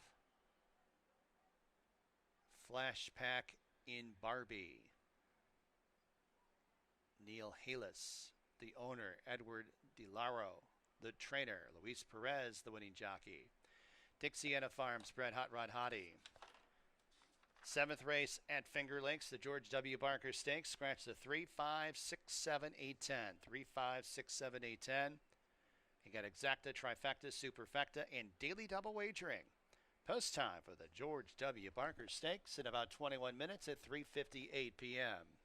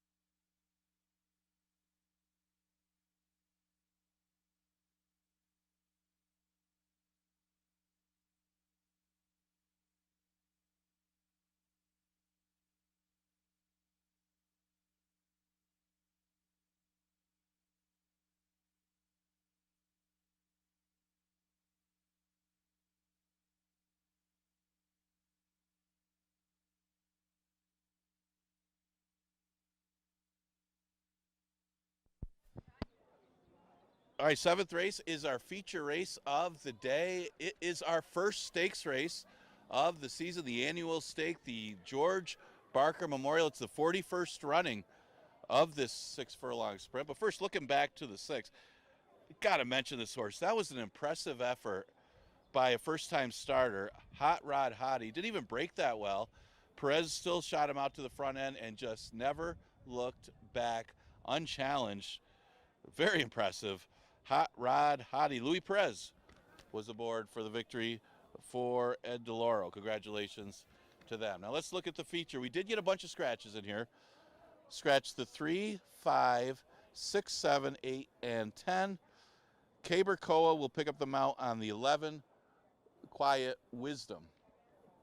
As you see, inside and outside are the two that are getting most of the early play. We'll start with the 1, Antonio of Venice. This one did run here before.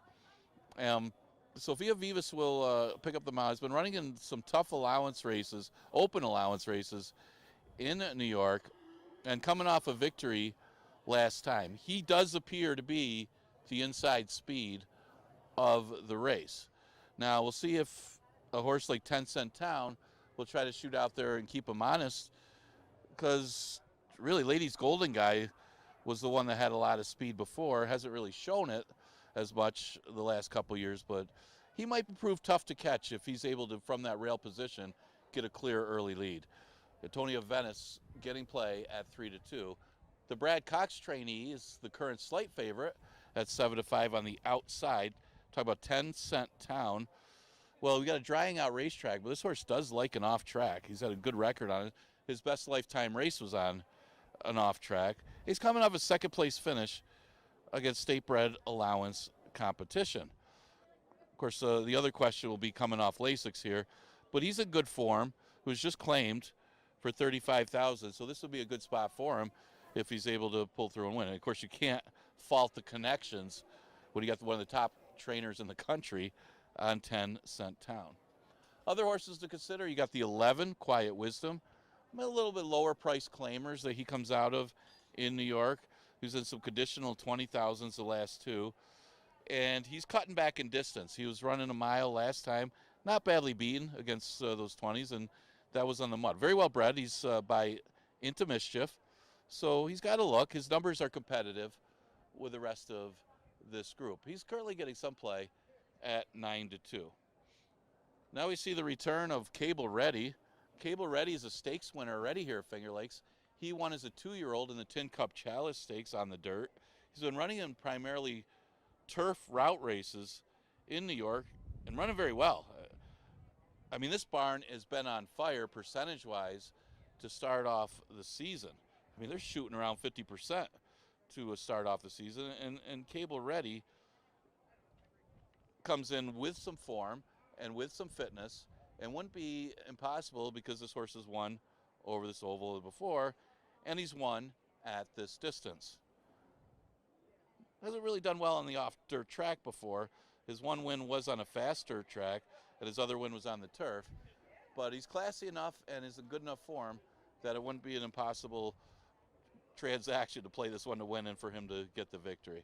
So that's some of the competitors for our first stakes race of the season, the George W. Barker Stakes. Goes off in about 5 minutes. Exacta Tri Super and Daily Double. Again, scratch the 3, 5, 6, 7, 8, and 10.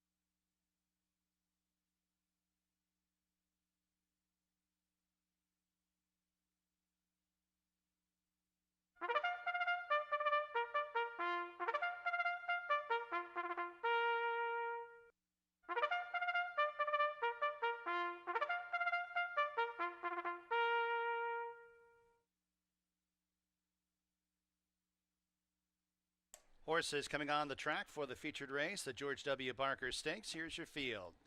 Number 1 is Antonio of Venice. Michael Imperio, Robert Cotrone, Hibiscus Stables, and Rudy Rodriguez, the ownership.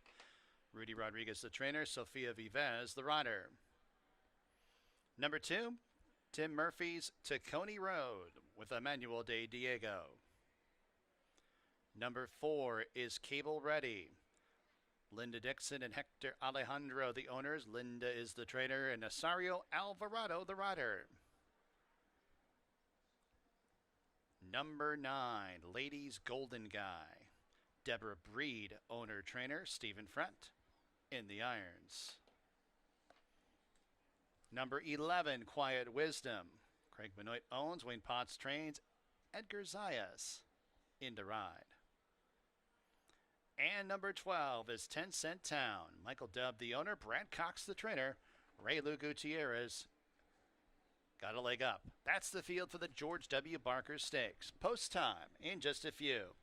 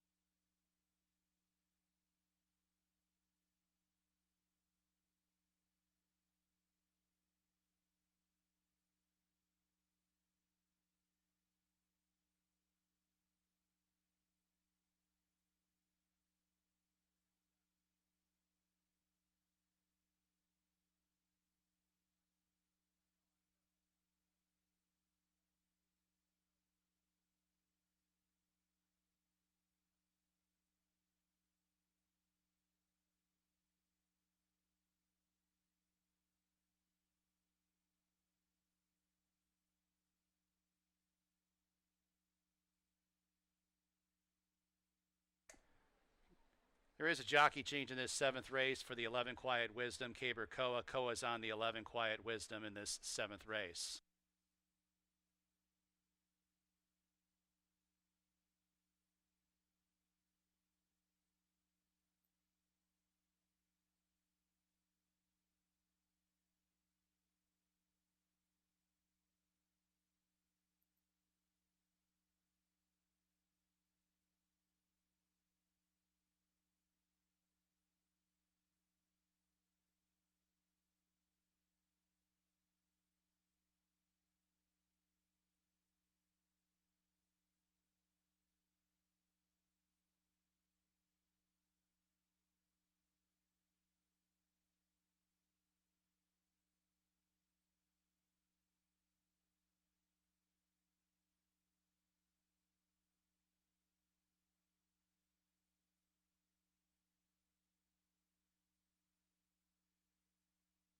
Once again, Caber Koa on the 11 Quiet Wisdom in this 7th race. Post time in just a few minutes.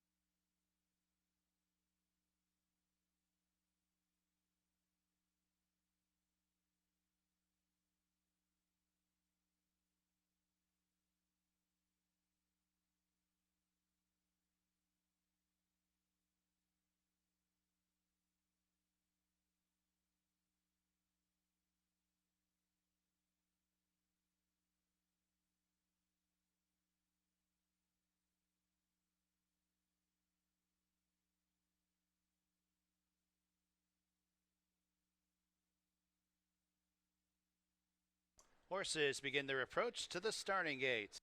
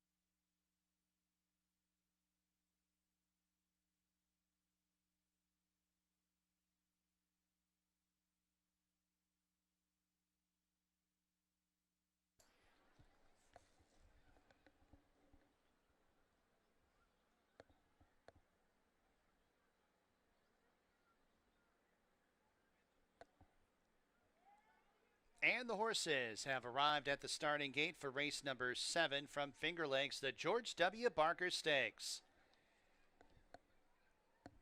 Field of 6 to go 6 furlongs. 4 to 5, number 1, Antonio of Venice. 7 to 5, number 12, 10 Cent Town.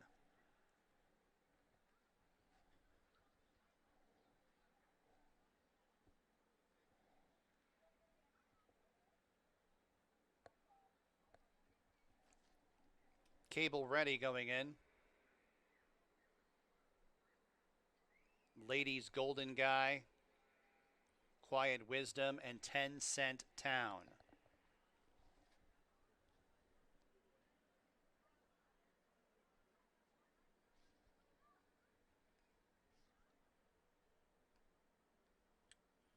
They're all in the gate. Off and running in the George W. Barker Stakes. Pretty good start. 10 Cent Town and Ladies Golden Guy. These two barrel out for the front. Antonio of Venice towards the inside, tugging at the jockey to go on in third. Quiet Wisdom, the gray, is 3 wide in fourth and 4 off the lead. A half length to Coney Road, who's about 4 lengths in front of Cable Ready in the sixth and trailing position. Half mile to go, and it's Ladies Golden Guy on top by a half length as Antonio of Venice able to find a crevice in between horses, challenges for the lead. But 10 Cent Town has some horse, and 10 Cent Town has the lead by a neck with 3 furlongs to go. Antonio of Venice is up the inside in second. Quiet Wisdom outside third. Ladies Golden Guy backpedals fourth. 3.5 lengths back to Tacony Road in second last. And Cable Ready's at the tail of the field as they reach the top of the stretch. 10 Cent Town turns him in. 10 Cent Town has the lead by a length and a half. Antonio of Venice switches to the outside in second. Quiet Wisdom's in third and 6 lengths off the lead. They run to the 16th pole. 10 Cent Town leads by a length. Antonio of Venice not going away on the outside second. 10 Cent Town, Antonio of Venice, 10 Cent Town in the George W. Barker defeating Antonio of Venice. And then it was Quiet Wisdom and Cable Ready.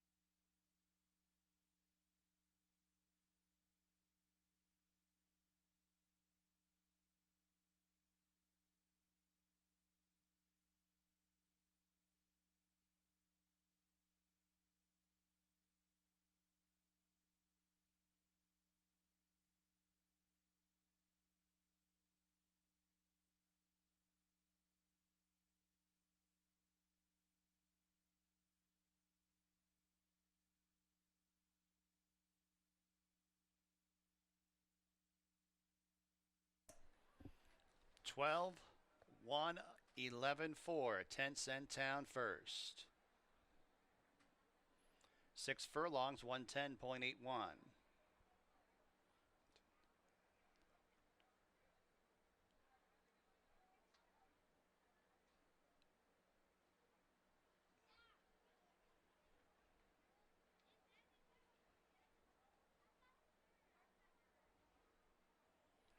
$5.34 the winning mutual. Daily double $84.64. Dime super $1.97. Exacta $8.52. 50-cent trifecta $5.66.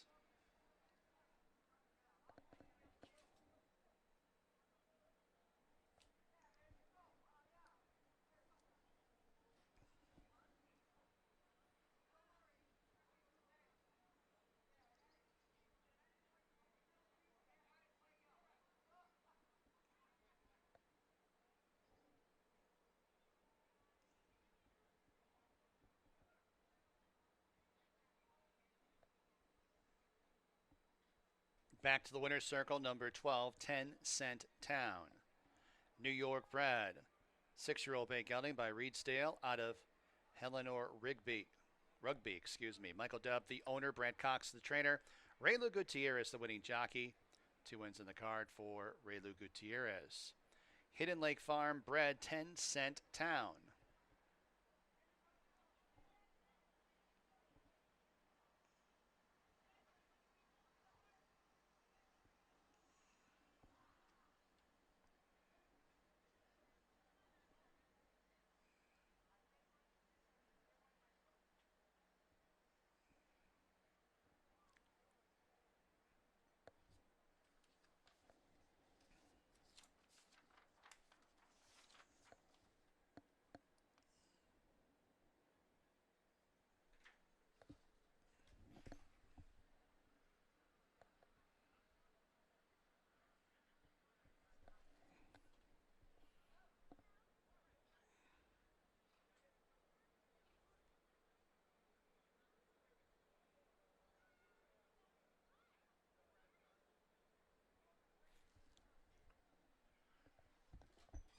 Trophy presentation being made in the winner's circle by Assistant General Manager of Finger Lakes, Neil DeMoney, as well as Director of Racing, Todd Height. Congratulations to the winning connections of 10-cent town, winner of the George W. Barker Stakes. 8th and final from Finger Lakes. Scratch the 2 double shot, late scratch the 8 Starship Tango. Exacta trifecta superfacta wagering 20 minutes to the 8th and final from Finger Lakes.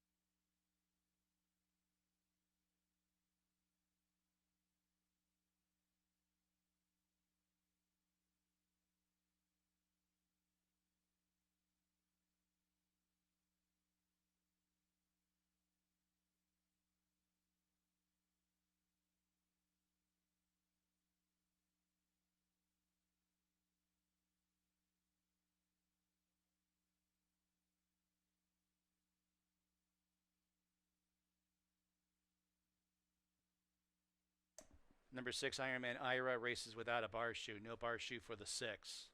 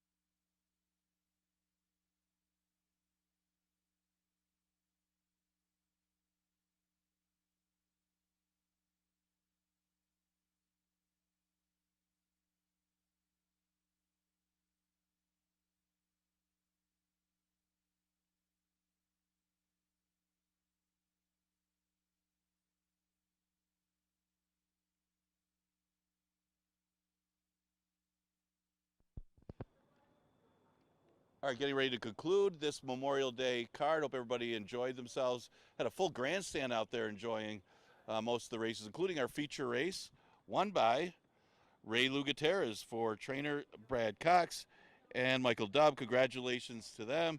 It was a good finish. He was able to get the front over Antonio Venice. That one was able to angle off the rail, make another run at him. But by that time, 10 Cent Town had secured the victory. Congratulations to the Connections to win the George W. Barker. Okay, we look at the last race. Just a reminder before we look at this one, no live racing tomorrow. We are going to return with live racing on Wednesday with the 12:55 first post 9-race card coming up this Wednesday. Scratch the 2 double shot. Looking at some of the contenders in here, my top choice was the 5 Looking Super, who is more of a late runner in this race. Didn't see too many horses close the last couple races. Seems like the track changed as it's drying out, but he's a 3-time winner at the distance. 3 of his 7 wins are at this distance, so he's going to like the extra furlong and a half that he's going to get today. Plus, he's had a bullet work since the last race. He was really rolling late last time as the Saratoga Banker and Back to Reality. They just didn't back up. They were speed types at 4.5. I think the extra distance will certainly help. He's getting a little bit of play. Looking at Revivalism, first start off of the layoff. Buckley and Navarro already won with a similar horse. Fiery Heart came off the layoff and won earlier, former horse of the year. This one had been facing tougher, dropped to 5 at the end of the year. Now comes back for the waiver claim, so stays at the level. And one of these you look at, 21% John Buckley is with these type, and he does have a win on the wet dirt.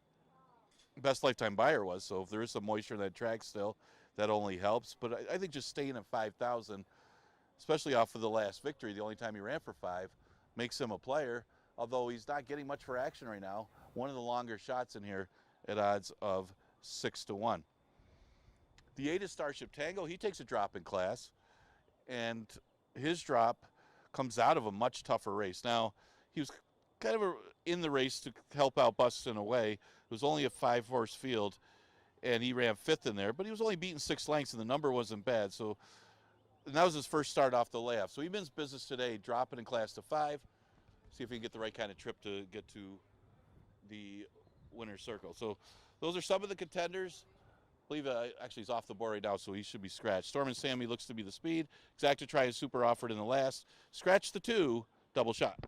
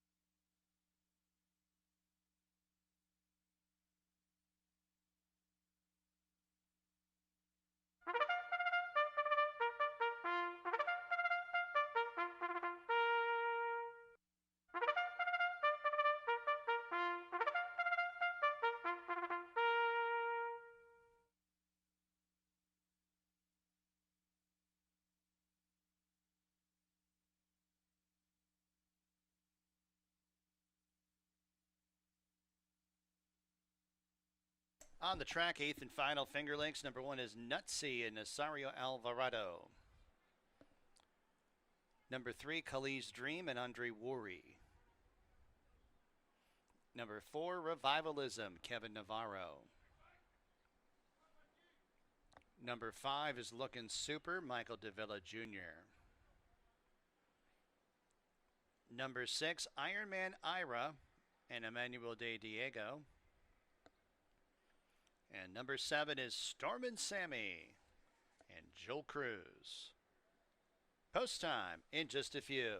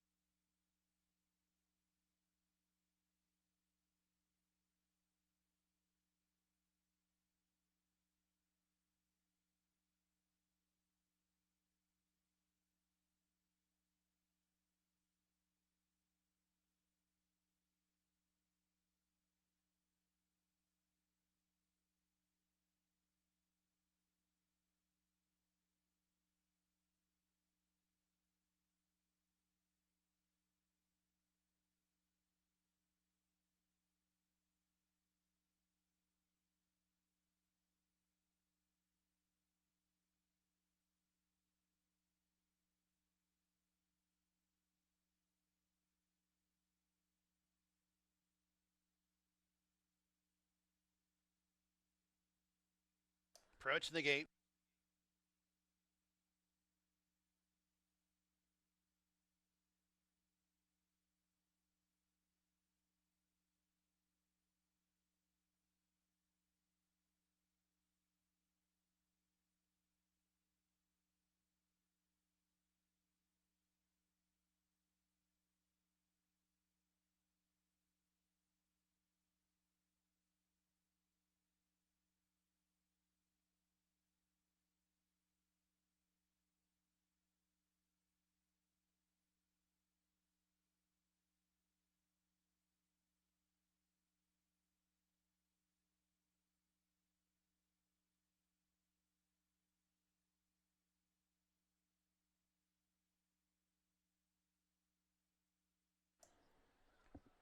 And the horses have arrived at the starting gate for race 8 from Finger Lakes.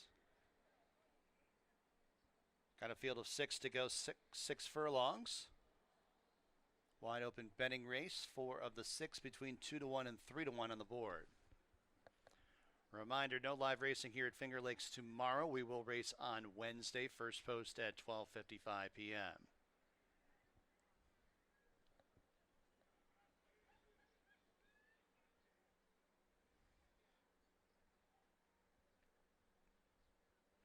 Looking Super, Ironman Ira, and Stormin' Sammy.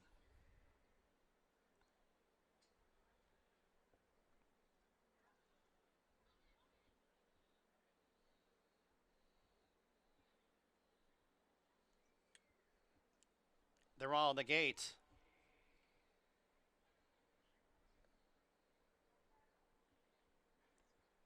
And they're off.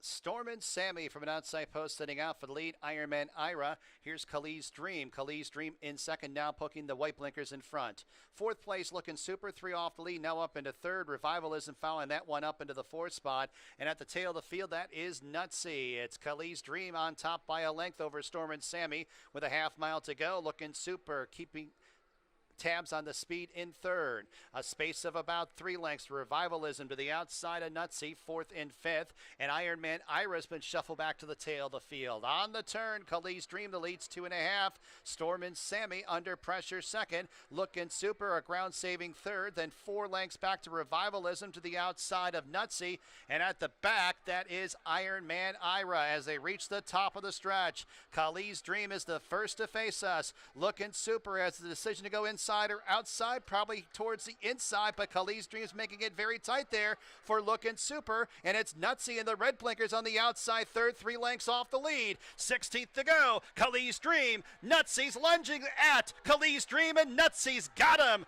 Nutsy from off the pace. Khalid's Dream second, Looking Super third, Stormin' Sammy fourth.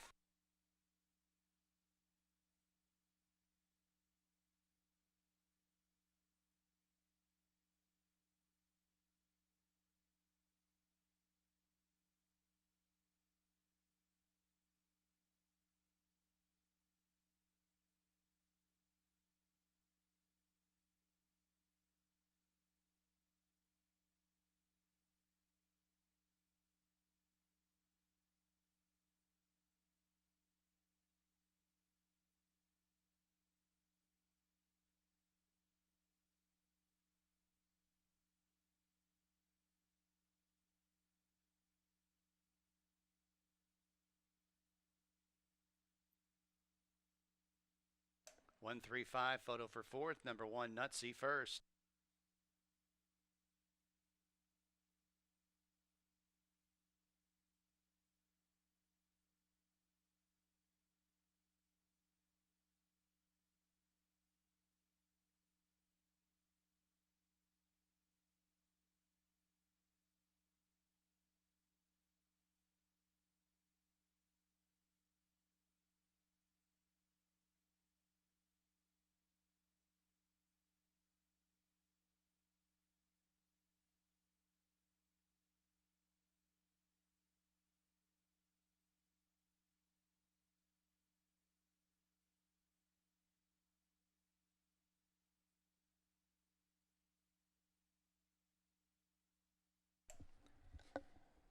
6 furlongs, 112.19.